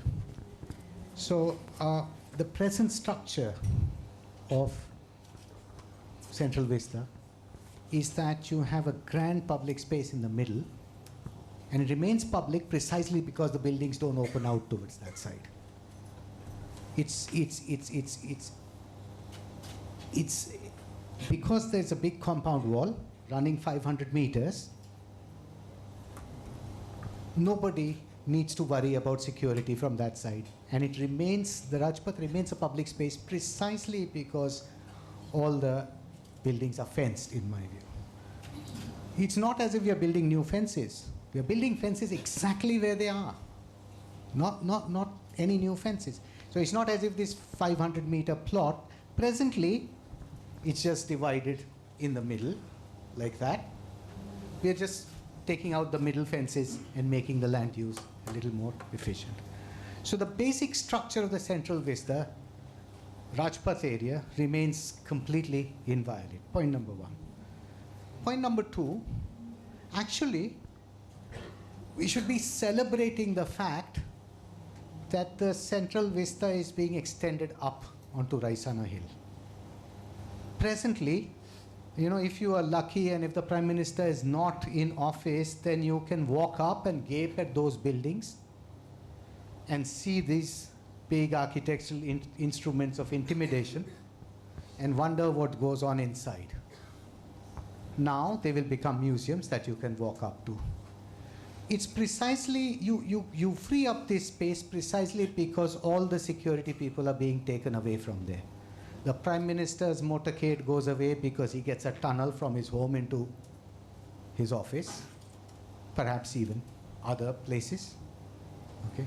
So one way in which you free up public space from security concerns is to separate out the people who need high security and put them away inside compounds. That's exactly how the US mall works. You think that you can walk in everywhere. The reason you can walk in is because there are special routes for all the people who need security. And something like that is being, I think, attempted here. So that we've been told a number of times, make it easy for people to enter Parliament. Presently, from the same entrance, you have public going and the Prime Minister going. Obviously, when the Prime Minister goes, everything has to stop. Okay? So if you put the Prime Minister, you make a special route for the Prime Minister, people can walk in a little less, a little more freely. So in some sense, the locational decisions are being made in such a way that you put all the high risk, high security people inside compounds so that you free up the space from demands. That's one response to your question. I truly don't understand why it is it's not we should not celebrate the fact that actually what's presently insecure, which is government fortresses, or even in Rashtrapati Bhavan at the back, you have a space that people can go into Rashtrapati Bhavan once a year to the Mughal Gardens to see the roses when they bloom. Now you're creating a 50-acre public park at the back. Both these moves are not of the people, of the government, for the government, by the government. They're of the people, for the people, by the government maybe. Okay. So in some sense, I don't think the facts bear out that sort of a reading of the plan. As soon as you make, if this becomes a place where people can walk in directly from, finished, then the security guys will take over the entire place. Best way to do is to keep the security guys inside. So one of the main spaces when the ministry will be built is the shuttle. Now the shuttle becomes very interesting because it's underground, but you will pop up and you will enter ministry. No. You are underground inside the government compound. You're not even outside in the central space. Oh. But why not making it for everybody? Everybody wants to go to India Gate without taking a rickshaw. If you come by metro and you want to go to one of the government buildings, sure, come by shuttle. No, but can not that shuttle be open to anybody visiting India Gate? No, you just get out of the metro at that point and walk. And, mind you, I removed that slide, but what's being proposed, can we go to the slide, that public space thing? The shuttle. Yeah. Where's the slide? Just take a few minutes, but you can continue, Bobby. I think an important distinction, an important point to be made, is that the proposed new metro is not a metro. It's a people mover. It's, as Bimal described, as similar to ones you get in airports. And when you get out of the Central Secretariat subway station, you will enter into a secure station. So all the security checks are done at that point. And then the metro, the new proposed metro, serves only the Secretariat buildings. So it's not a public metro. So the egress from that metro is into the... It was not clear from the presentation, but I thought that it was a metro and it could become a tramway, and it was actually open for people to enter the ministry from this side. So it's not... It's sealed. Can I just make a point about the porosity as well? I think it's an interesting point you raised. I don't know Delhi as well as you do, clearly. But that notion that when I'm in Delhi, all I see is compound walls in Central. That's correct, yeah. And so the position we find ourselves in as designers, master planners, is we cannot... the ambition of the master plan cannot to go back to some romantic notion of what Delhi might have been at some point, these 2 feet high compound walls. The fact is there are compound walls. And an increase in porosity to the Central Vista, the gardens of the Central Vista, is not necessarily, it's one position one could take. You could say, how do we increase porosity? Another position one could take is that actually the consolidation of buildings around the edge of the thing makes actually that central space more protected, much safer. And again, several parks. I mean, I'm thinking about inner city parks around the world. Hyde Park is an example, Central Park in Manhattan, where the boundaries are actually quite consolidated and robust. What is the nature of the space between that boundary wall and the Central Vista? What is the... Because I've seen on some presentation you have some parking lot. Now, if you have a range of parking lot, you know how... Okay, so I'll just explain this quickly, what happened. This shaded area here is presently a fenced compound. It's not. It's presently only that there are buildings like this and there are... So, the same place. There's no way presently you can go across, and there won't be a way you can go across. But with the plan you propose, there could be ways, like what you propose in the business center in Ahmedabad. If we did that, then we would have security concerns here, and this would become, because then to go from here to here becomes impossible by car. And so just hear me out. On this side, there is no vehicular entry. There's absolutely no vehicular entry. There's not even a physical, The fence here will be, there is a fence, sort of a bar, grill. You can see through. It's not a wall. It's a grill. Remember, when you're walking on Rajpath, one thing we keep forgetting, you can't see a single building. That's correct, but people, when they come there, they don't always walk on Rajpath. They stay in the garden around. So they stay up to the garden. You cannot see a building. In fact, if there are trees here, you will not see a building. Because the trees are tall, and you take the line of sight, for these buildings to be seen from the Rajpath, they would have to be 15 floors high and more. That is why, actually it works both ways for us.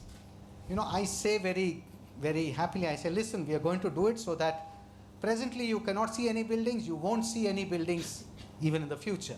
And then my clients tell me, Hare, you're spending so much money and you won't even be able to see it. Well, it works both ways. So there's a water body here. That's sort of a natural barrier. Nikki knows more about this. This area at the back is anyways going to be public parking.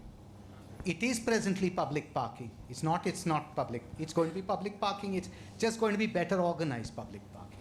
So presently you come from this street, you go in here, you park, you go across the water body through a pedestrian bridge, come here, and then what we are proposing is an overground shuttle bus that goes back and forth and keeps taking you all the way around, goes here, goes up, and another one that goes around and takes you to the garden at the back. So this project is very much about making this a much better public space than it is at present. Somebody say Nikki. Okay. Nikki wants to say something. Okay. From the porosity and accessibility point of view, as you are saying, most of the people, actually, if you see, they travel here, at India Gate, because that's where the photo opportunity, and then that's a kind of grand access. They walk down here, and if you see just now, this is the only area which is kind of public. There's a huge canal which you can't cross, and the canal is not maintained well, and all of this area is actually a dead space. And sometime in the later evening or night time, there are a few antisocial activities and everything. This is actually not a public space. So our goal is to open up the entire Central Vista from that side, from the Rajpath, and make sure that entire space which we have between the buildings is accessible and usable. Otherwise, from the space point of view, less than a 50% space is actually a public space in a way. And the way the security happens at the India Gate is a hassle to go to the India Gate itself on a daily basis. If you have a security issues here, it will be very difficult to bring people all the way to the edge. So I think it's in a way, it's a twofold strategy works, and more accessibility will come from the Rajpath itself. Since we are talking of a large project where things are not defined necessarily, was there any possibility, if we look at the plan of Washington, the building which today are the square building are the public building, because right at the back you have the heavy infrastructure of the American administration, you have the heavy density building. Was it a possibility at some point that these triangles here would be given to you, since they are like low-rise bungalow except the Meridian Hotel, to become a larger project where the public institution open to the public are on the Rajpath? Stephane, I'm going to intervene here because there are 5 more points that you have raised equally important.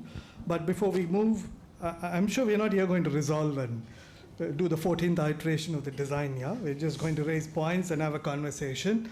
So I'm going to just intervene here and open it for the audience to ask, and then we'll take all your other 4 points and we do back and forth here. So any questions related to this issue, please feel free to ask, comments, observations. So I see 1 hand there, 1, 2, 3, and 4. I'm going to take 4 questions, and then we'll see what happens. So can someone pass the mic to the person there?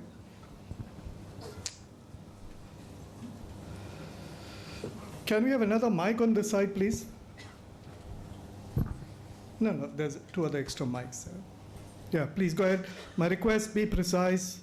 Let's take more questions and comments. Hello, can you hear me? Yes. Yeah. So I came as an architect, but I'm asking this question as a citizen of Delhi who's lived in Delhi for more than 32 years. I don't think you understand the green space, sir, and you, sir. Firstly, the way it is used is not how you describe it. It is not dead. There are multitude of people at the night time. Also, it's not always a hotbed of antisocial activities. The canals are poorly maintained, I agree, but there are children who bathe in them.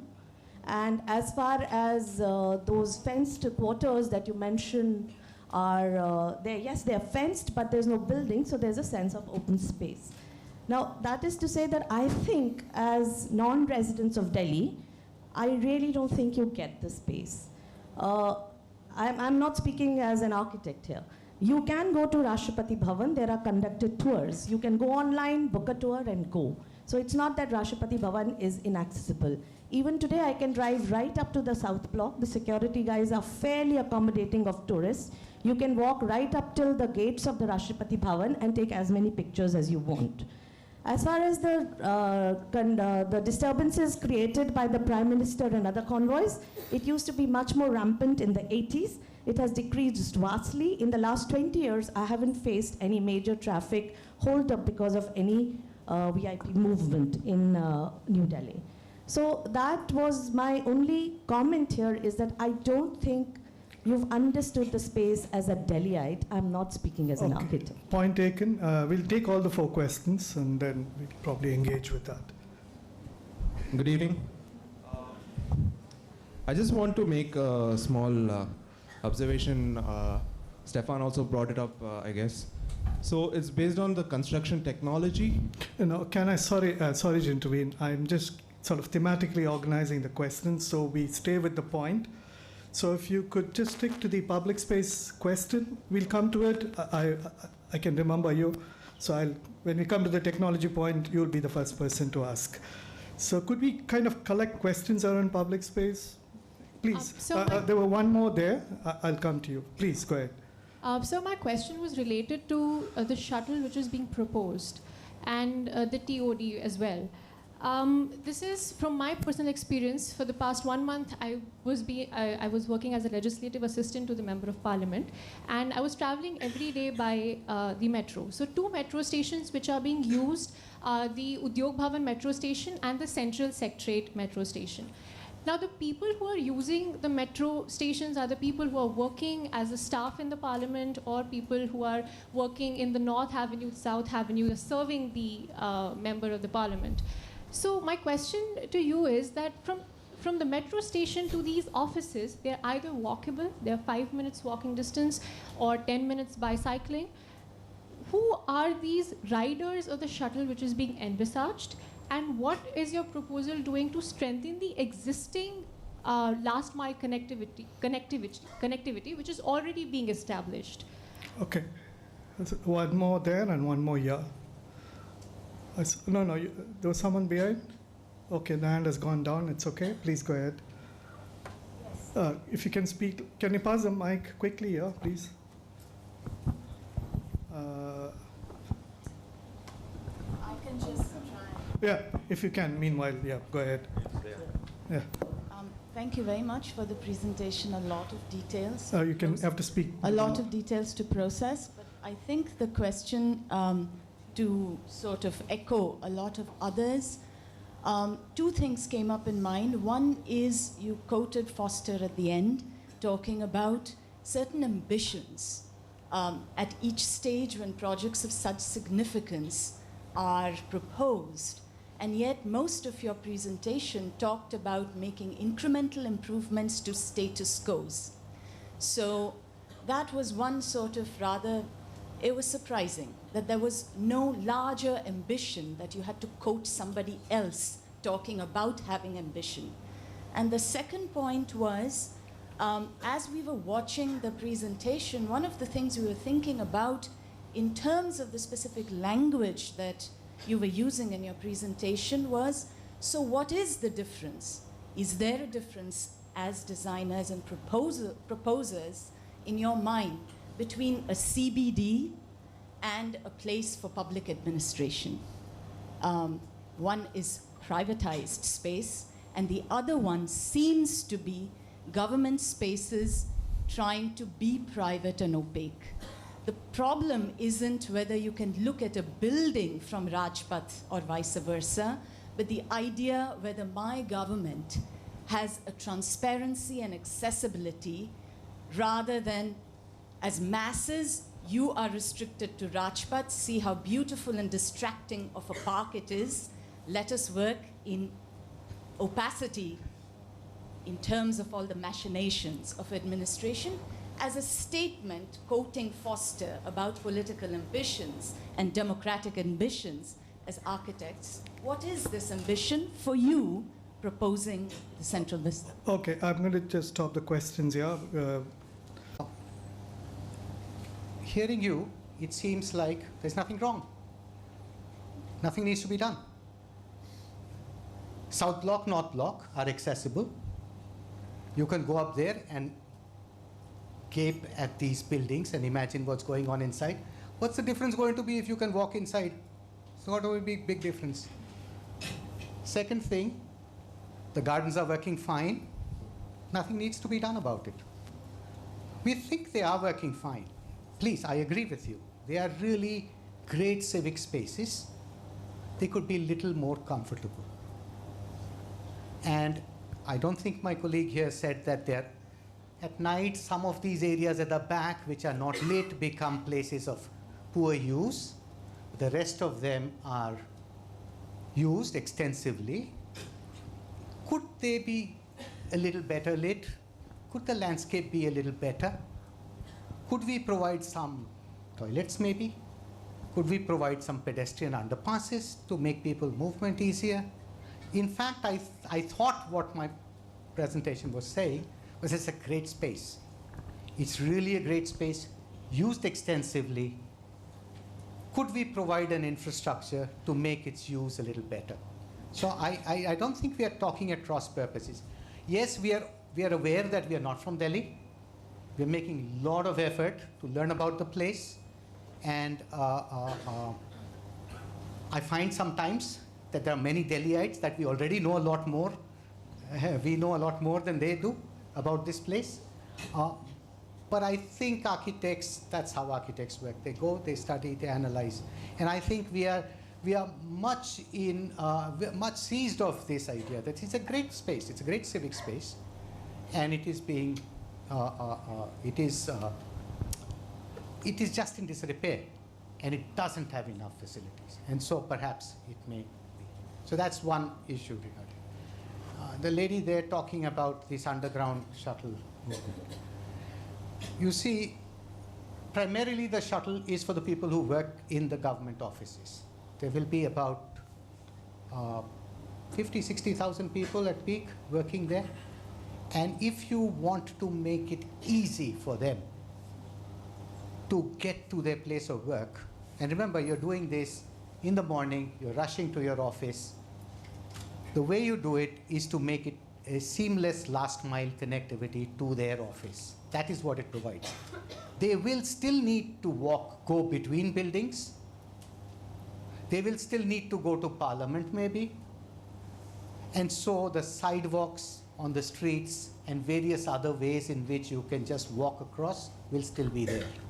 I didn't mention it, but in the presentation it shows that overground also you can have a shuttle, an electric shuttle bus that keeps going around, and getting out of these buildings and into another place would be as easy. So I don't think the intention of the whole point of creating an underground shuttle is to make as easy as possible for people to use this. The hope is that it becomes so much easy, and I used to go to Delhi, I would get a taxi at the airport and go to Central Delhi for meetings, not just now, earlier. But ever since the metro was built, I stopped doing that. I have a permanent pass for Delhi Metro, not because of this project, I had it before. Because if you get down at the airport and you get into the metro, in 19 minutes flat, you are in the middle of Delhi. There is nothing to beat that comfort. I know many government officers who will still not go to the metro because it is down market to go to the metro. But once they take a trip, they realize, oh my God, it's better to go by metro than to go around in traffic. So the ambition here is to make it so easy for most people who work in the administration to come in the morning and go in the evening. Even if it's raining, even if it's hot, they can, if it's nice weather, they can take a stroll down the street and go to the metro station. But usually we are in a rush when we are getting home. We want to make the easiest way to go. And the ambition is to make it as easy as possible. So that's really the idea. It's not to replace all the sidewalks, etc. They will still be needed. I repeat, one way of making spaces and security less an issue is to separate out the people who face higher risks. If you do that, that's precisely how it's done in a lot of Western countries where it appears like everything is porous and open. Well, it's porous and open because all the targets have been taken away and they've been put inside tunnels, etc. So that's the idea. I think I put that Foster statement last minute as a sort of I just saw it today. In fact, Bobby sent it to me and said, listen, here's a great statement by somebody. And I saw it and I said, yes. And what I read into is perhaps different from what you're reading into it. I think that the 19th century Victorians were great city builders. They built London as we know it today. They built its downtown areas, they built its infrastructure, they built its sewers, they built its magnificent projects. I think I think it is in that sense that this is an ambitious project, saying, listen, you need great political and administration and will to say, I'm going to take 70 years of neglect, 70 years of not doing anything about this place, bite the bullet, tear down buildings that are not working, face all the people who are going to complain about this, and go ahead and put in better infrastructure. Every project, every public project that I have been involved in has, in some sense, done that. Saying, listen, we don't have to romanticize the lack of infrastructure. Like the Victorians, we have to go ahead and build what's needed. So I'll stop at that. Bobby might want to add to that, since it was a statement that he gave. I'm going to provocatively rephrase that so you could be a little more sharper, yeah. So she says, pardon me if I'm sort of exaggerating, but that this is more incremental and lacks ambition. I think that's what I picked up on. Okay, great. Go ahead. And I would definitely like to come back to you on that. I think it is incremental. I think the design process is incremental. It's a complex linear equation. Design is a complex linear equation.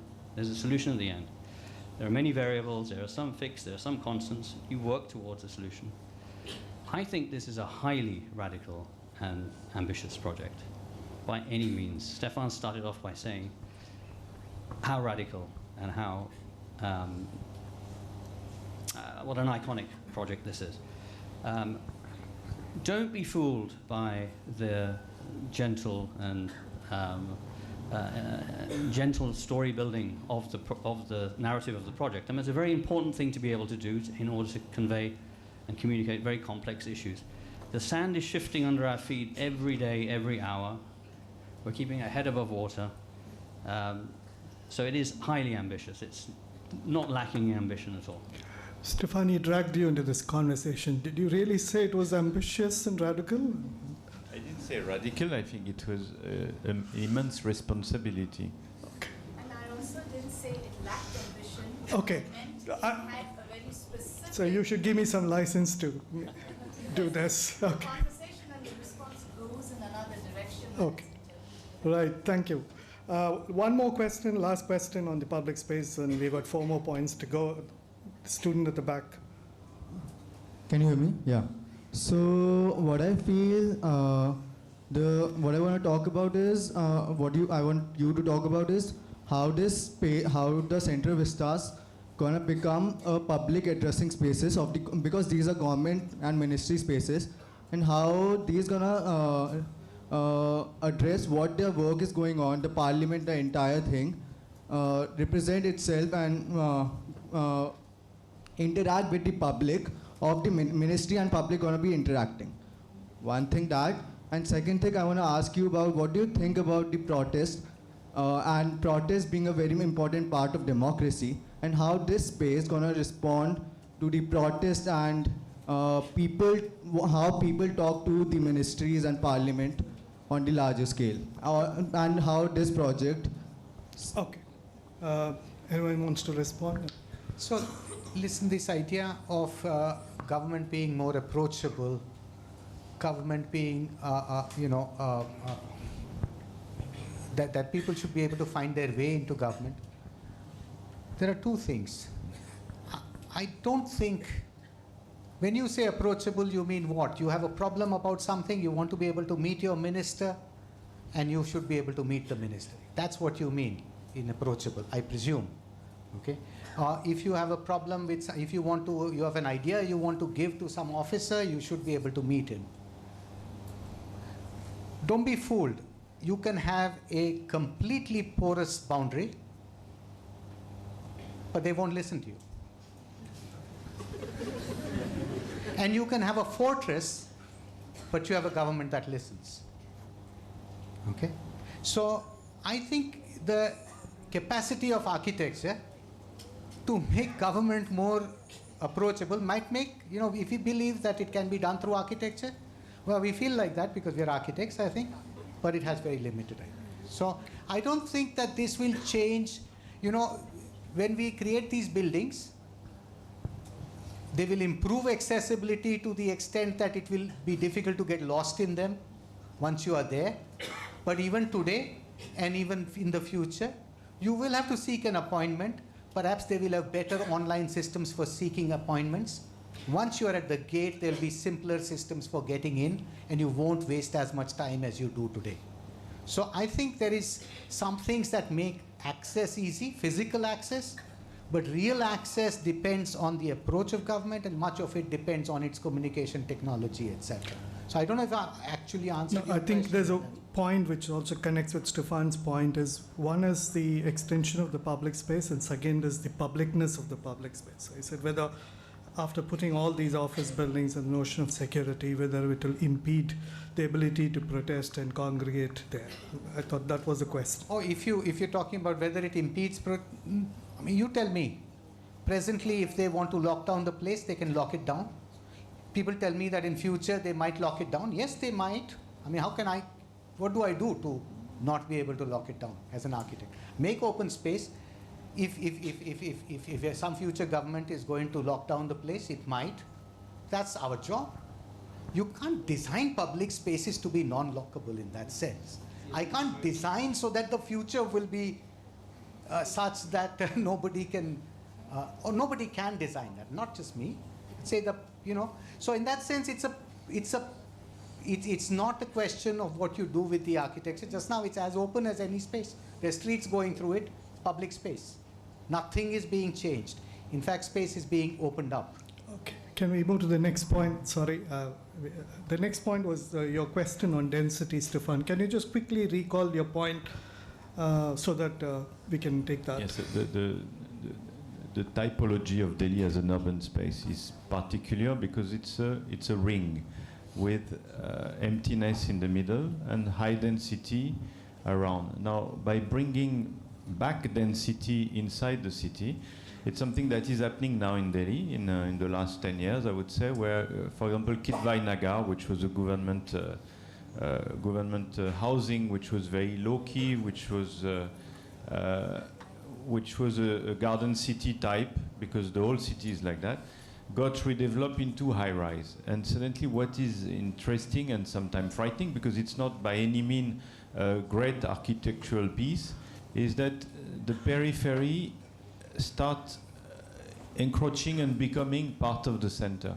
And I think that is something that as designer we must understand, because what makes Delhi livable of that scale, a city of that scale, 18 million people, is because the center is empty. If the center of Delhi becomes full, it's no more a livable city. And that linked with, of course, the question of sustainability, environment. This is a huge amount of building to be built. They will need water, they will produce dust, there will be all these issues, okay, which are basically can be addressed, but that has to be, the water issue is very big for them. Yeah, so we'll just take the density issue. The construction will come a little later. So any response on that point? Well, presently there are government offices there. So so let me start from the beginning. First you say this is a garden in the middle, but it's garden inside compounds. All of Delhi, this is not a garden city like a Hyde Park where you can go and enjoy the garden as a public space. These are all inside compounds. The presidential estate has vast open pieces of land which are fenced, you can't go in. So what's the use of a garden that public cannot enjoy? And in some sense, the creation of a new park at the back, accessible to the public, okay, is really turning this more into a garden city than it was before. Second point, how much density? Well, there's already 25,000 people working there. There'll be another 25,000. How many people can work in a space like this? Hell of a lot. If you take center city density, Delhi is still way below. Any planner will tell you, I think, that the lack of density in center is actually an environmental disaster because it is increasing travel times for people. Okay. Now, scattered offices all across where people are moving back and forth is not the best way to organize. If you can limit if you can cluster people, which is why Manhattan is considered to be a form of an urban form that is environmentally far more sound than the garden suburbs of America. When you cluster people and bring them all together, you actually reduce the footprint on the environment. That is understandable, but we are talking about an area of New Delhi that is not huge. If we actually see the plan of Lytton's, it's maybe 5 kilometers by 5 kilometers. So we are talking of something, okay, it's bigger than Central Park, but it's not like you have a massive center empty. And I think really a city of that size needs something like that, because the periphery doesn't provide for any of the things that we're talking about. My question is, it needs for whom? For what? For everybody. For everybody comes It's in the not, middle. because if you go to this area of Delhi, you are on the street. Inside compounds, there are beautiful gardens, but nothing can be used. No, but environmentally, the trees, one is consumption as a park, functional. Second is the lung of the city. Yes. The trees, whether they're actually accessible by the public or not, they are still there. But that's not changing. no, that's Not changing one bit. All that green is remaining. At another point, I'd argue with that wonderful concept of green lung and whether it makes sense. But let's keep that as it is. Let's agree that not a single green space is being encroached upon by this plan. Everything that is being built is in presently fenced government compounds, which are already in use. Not a single square inch of garden space is being encroached upon. So I don't know where this fear comes from, that there is a loss of green space. I don't know where it is from. So, and government land which is poorly used at present, poorly maintained, is being made more efficient use of. And we are ensuring that instead of taking cars and carcades back and forth between offices, all the officers are in one place, thereby diminishing the amount of energy spent there. Environmentally, this makes perfect sense. Okay. So I'm trying to figure out what are the facts that are building up this other perception. Not, what's the basis for saying that you're encroaching on green? You're not encroaching on green space. Okay, I'm going to take a few questions on this point of density. Anyone? Please. 1, 2. 1, 2 questions. Can you quickly pass the mic so we save some minutes there? Okay.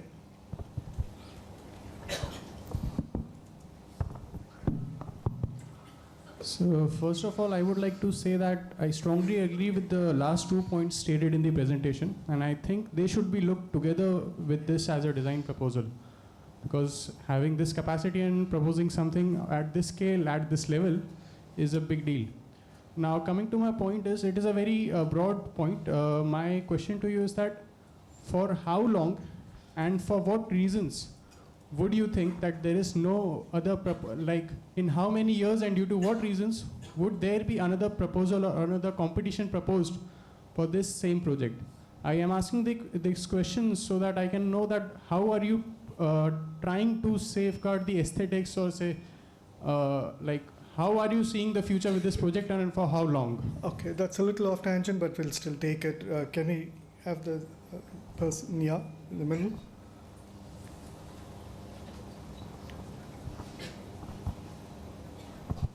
Sir, I wanted to know that as most of the buildings are getting built on the pre-existing buildings, is there any plan to incorporate the large amount of debris being produced into the new buildings?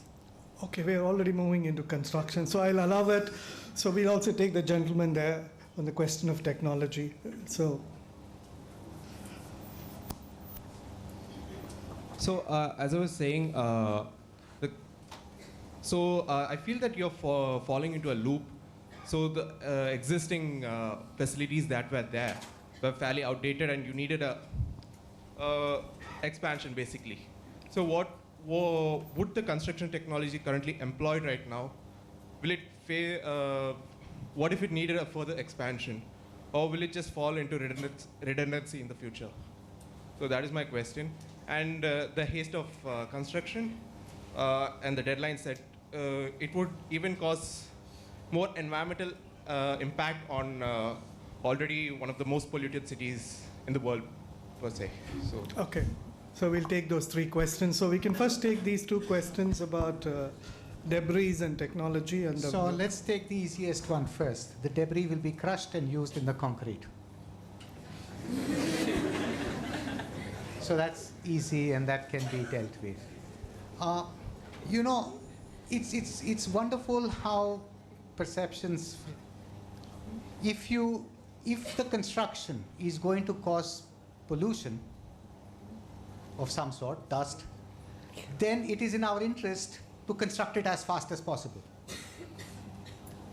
If we are going to do it in 4 years, if we can do it in 3 years, we should do it in 3 years because there'll be that much less dust. 1 more year of less pollution. That's point number 1.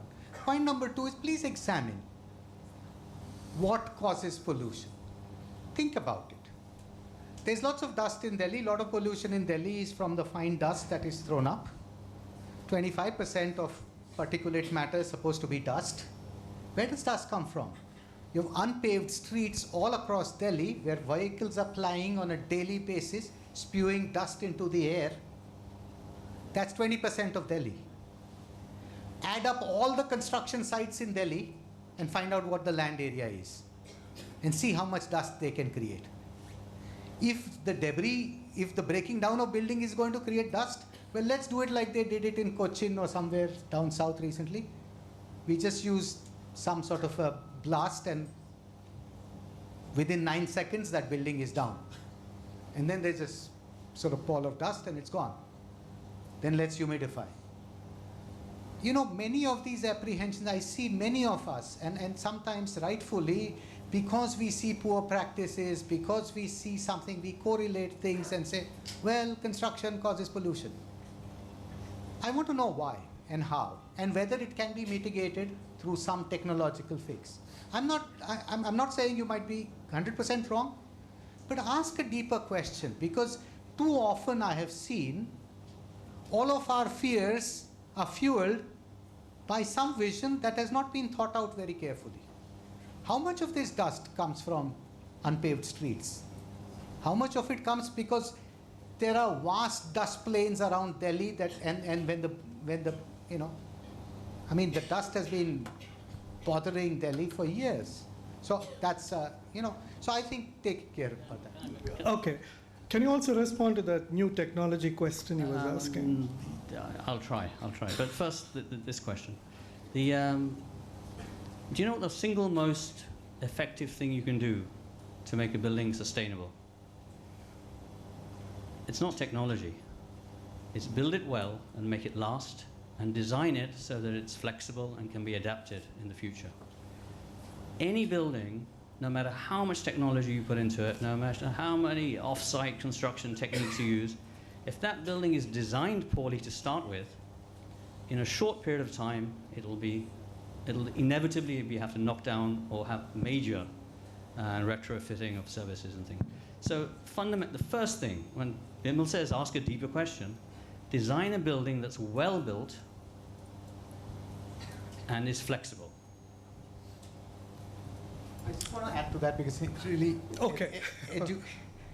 Listen, different elements of a building have different life cycles.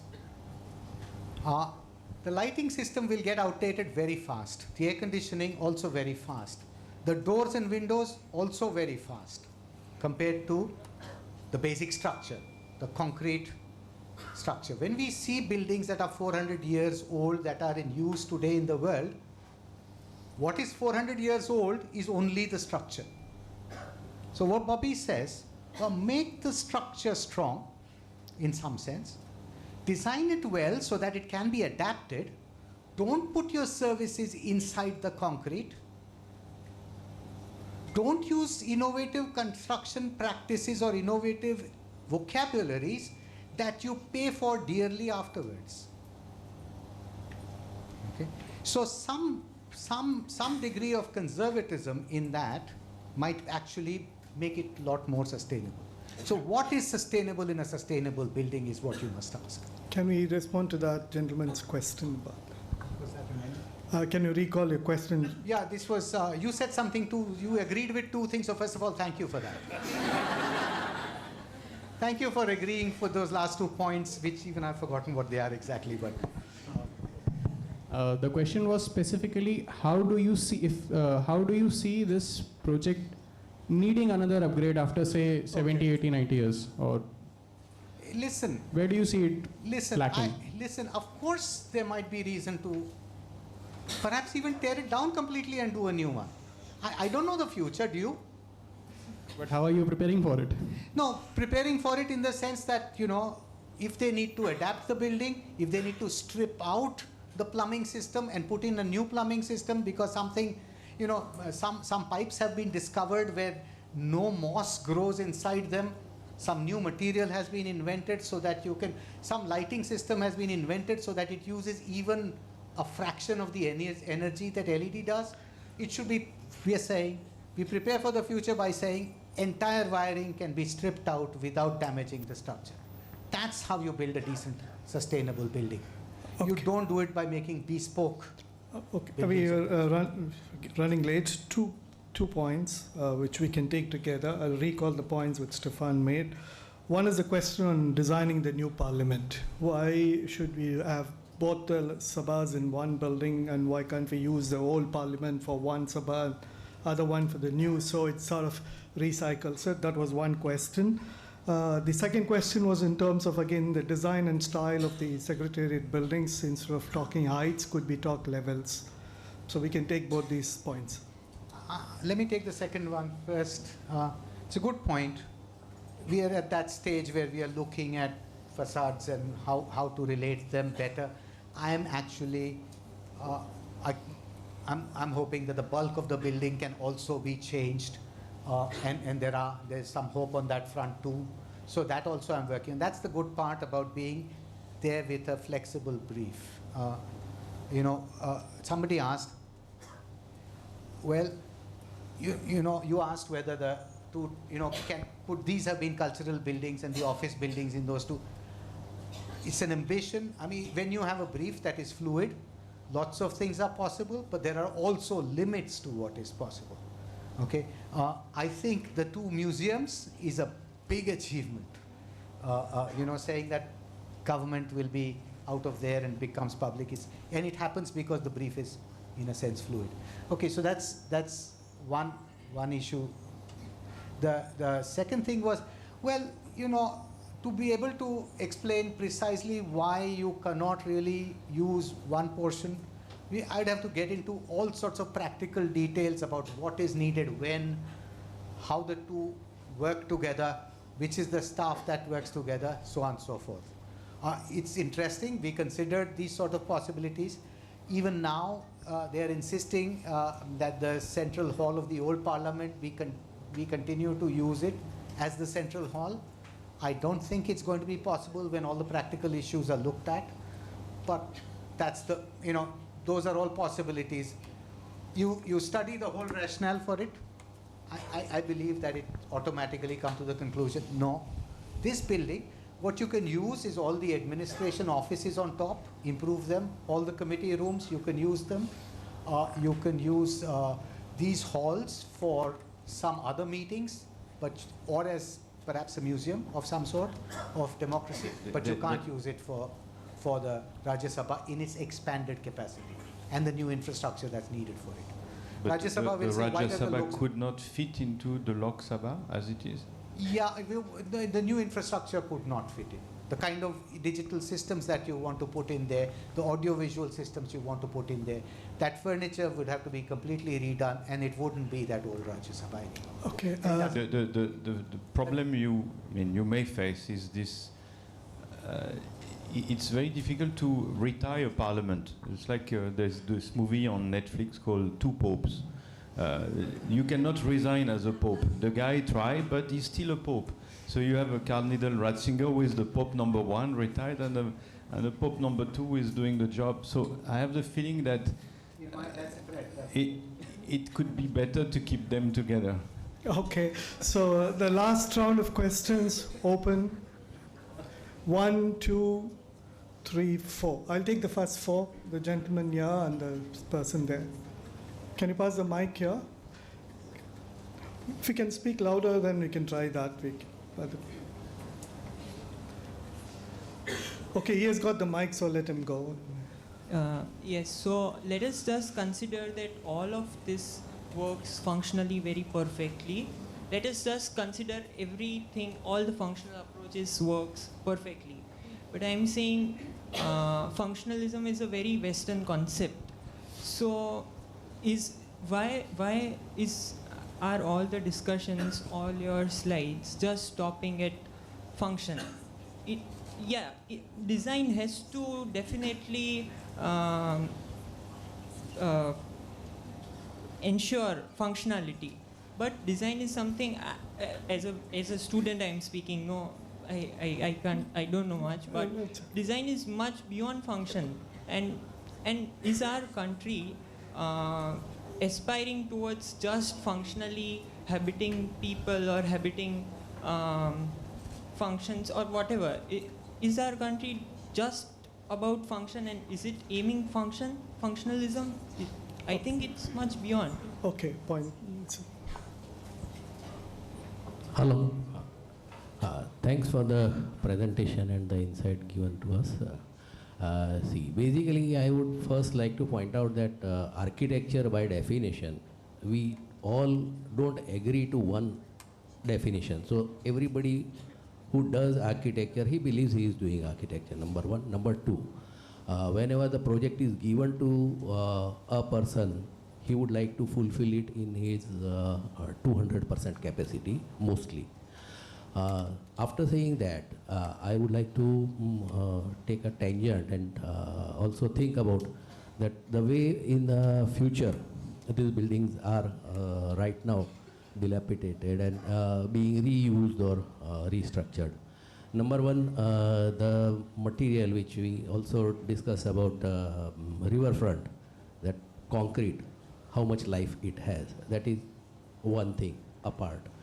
The other thing is, if the idea of digital India is taken to its height, Parliament can run online and everything is solved.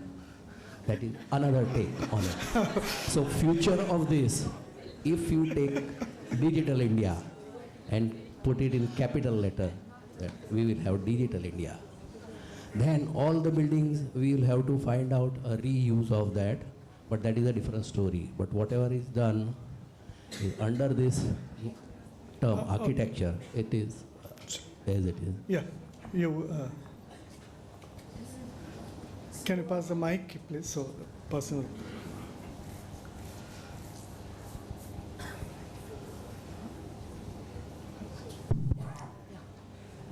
In terms of technology, sir, you said, I see that there's a great, it's a wonderful arrangement, I would say, that you have gone from what we were having and in terms of what they were providing for members of the parliament to what you were proposing that you would provide.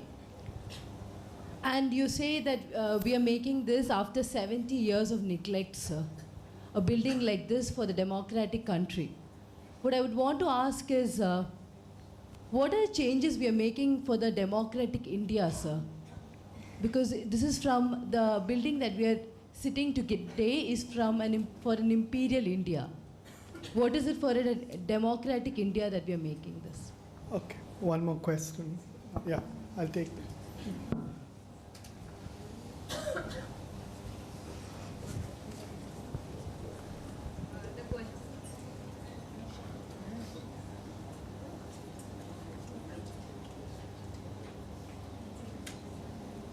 The question I would like to ask is, does the program brief and the design also gives us an opportunity to help Delhi in the pollution in situation in which after living 22 years in Delhi, I've realized that this was the last year was the most difficult time for Delhi. The situation was such that we couldn't see the India Gate from the Rashtrapati Bhavan. So is it a possibility that such a huge opportunity could also help architects and designers design something for the city which would help us.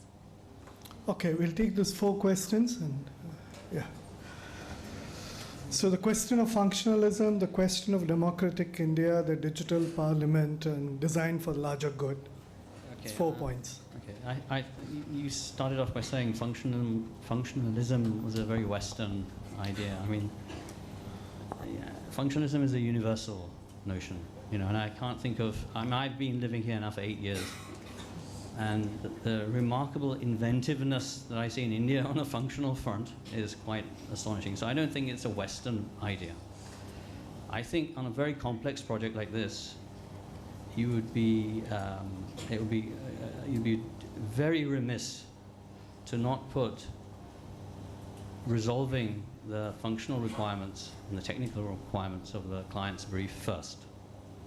That's not to say that you forget about the evocative qualities of architecture, and that I think along the journey, as you learn more and more, those aspects of design come in, and they're never far away from, they're never right at the back of your mind. They're quite far forward in your lobe, but they are pushed back deliberately while you solve the very practical problems of the brief. I think that's good design. In terms of a very dystopian, yes. I just like to put it in slightly same thing. I mean, exactly the same thing. You know, this whole idea of calling something Western and therefore not ours. Democracy is a Western idea.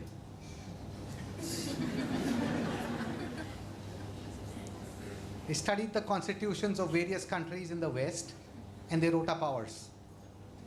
Not a bad idea to copy a good idea when you see one. Okay? So that's more on a general front.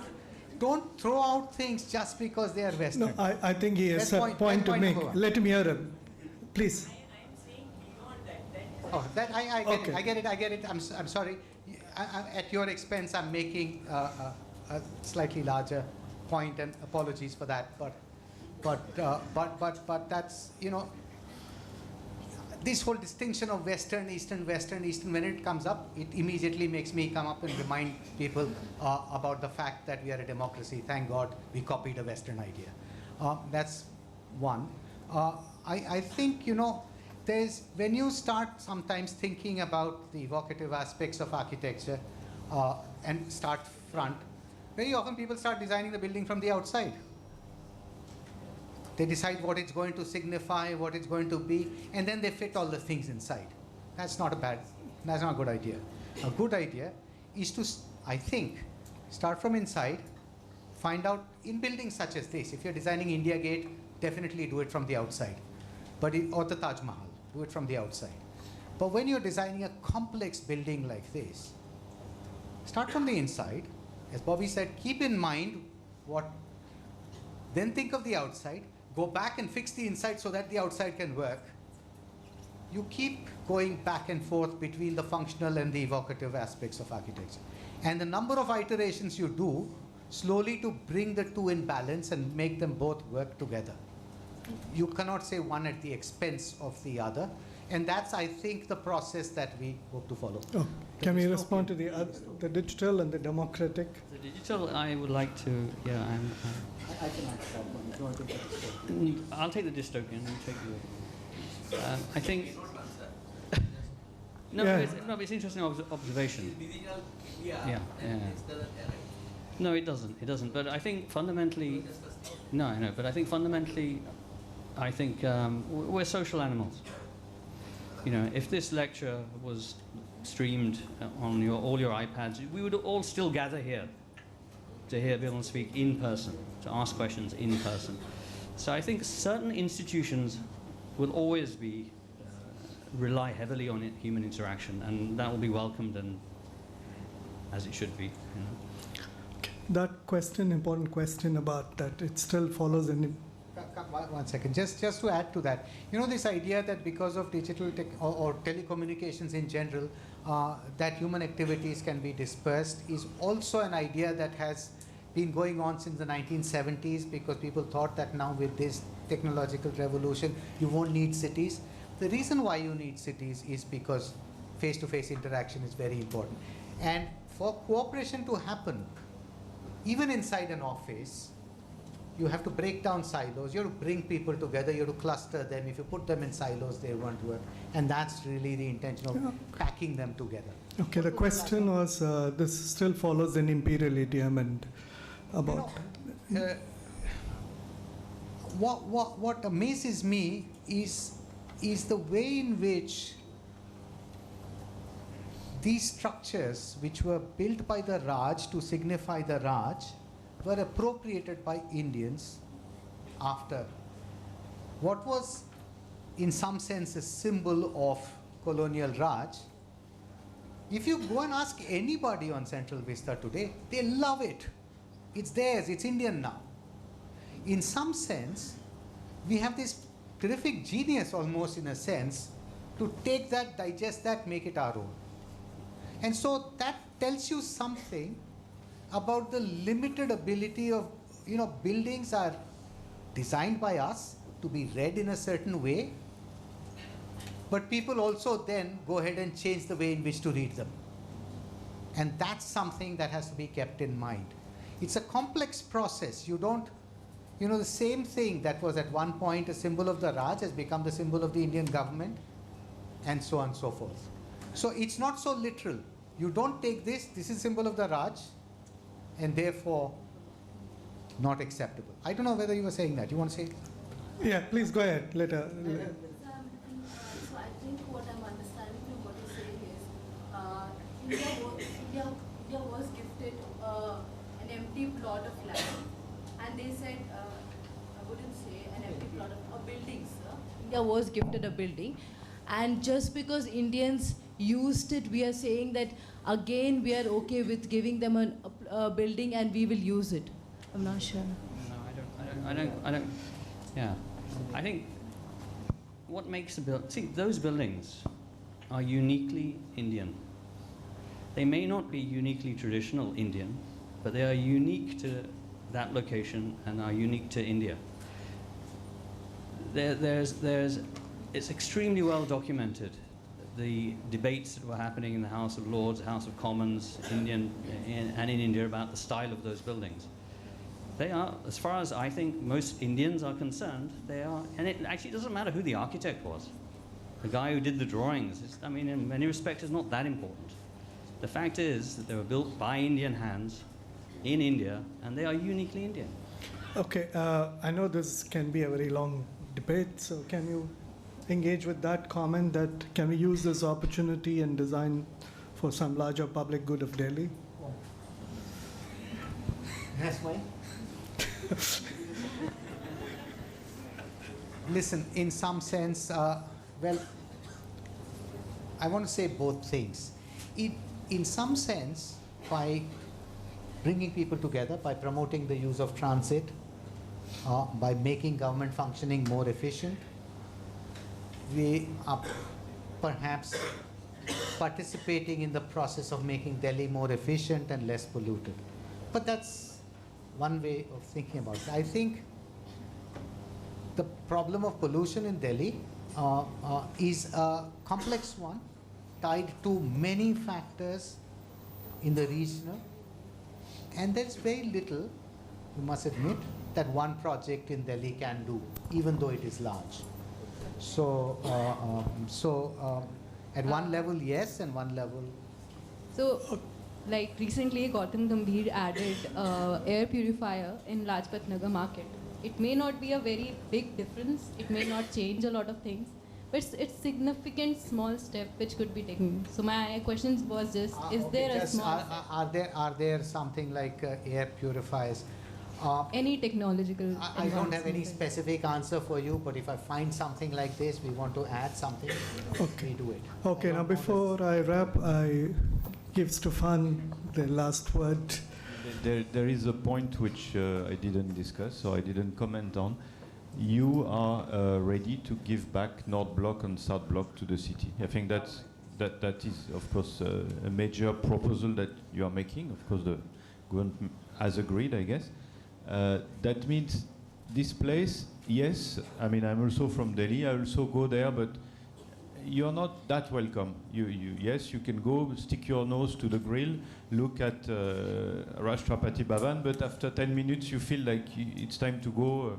People get a bit jittery. So I think by doing this, you give an amazing opportunity, because this is the place from which you can actually understand and appreciate this whole scheme. I think there's no other place in this. So when you say, yeah, but doesn't matter, we don't see the building from Rajpath, I would say it doesn't matter, because from that place you will see all the building, and that is what is visible in all the view, that is the perspective, these are the picture. So I think if this place become public and become something like the courtyard of the Louvre with a pyramid or no pyramid or a dome, it is the place from which you will see your whole project, and from where the success will be appreciated. Okay, on that note, we may have to wrap. We're 45 minutes schedule, but I'm sure you thought all the time was worth it. Thank you so much, Bimal, for sharing, Bobby and Nikki. And a special thanks to Stephane, because he kept his word. He said he's not going to shy away from giving a credit to the president of CEPT. He did give, polite but though sharp. And thank you all for wonderful questions and engaging with this project. And I'm very happy that CEPT is continuing with this wonderful tradition of public discussion and presentation. Thank you. Have a good night. Bye.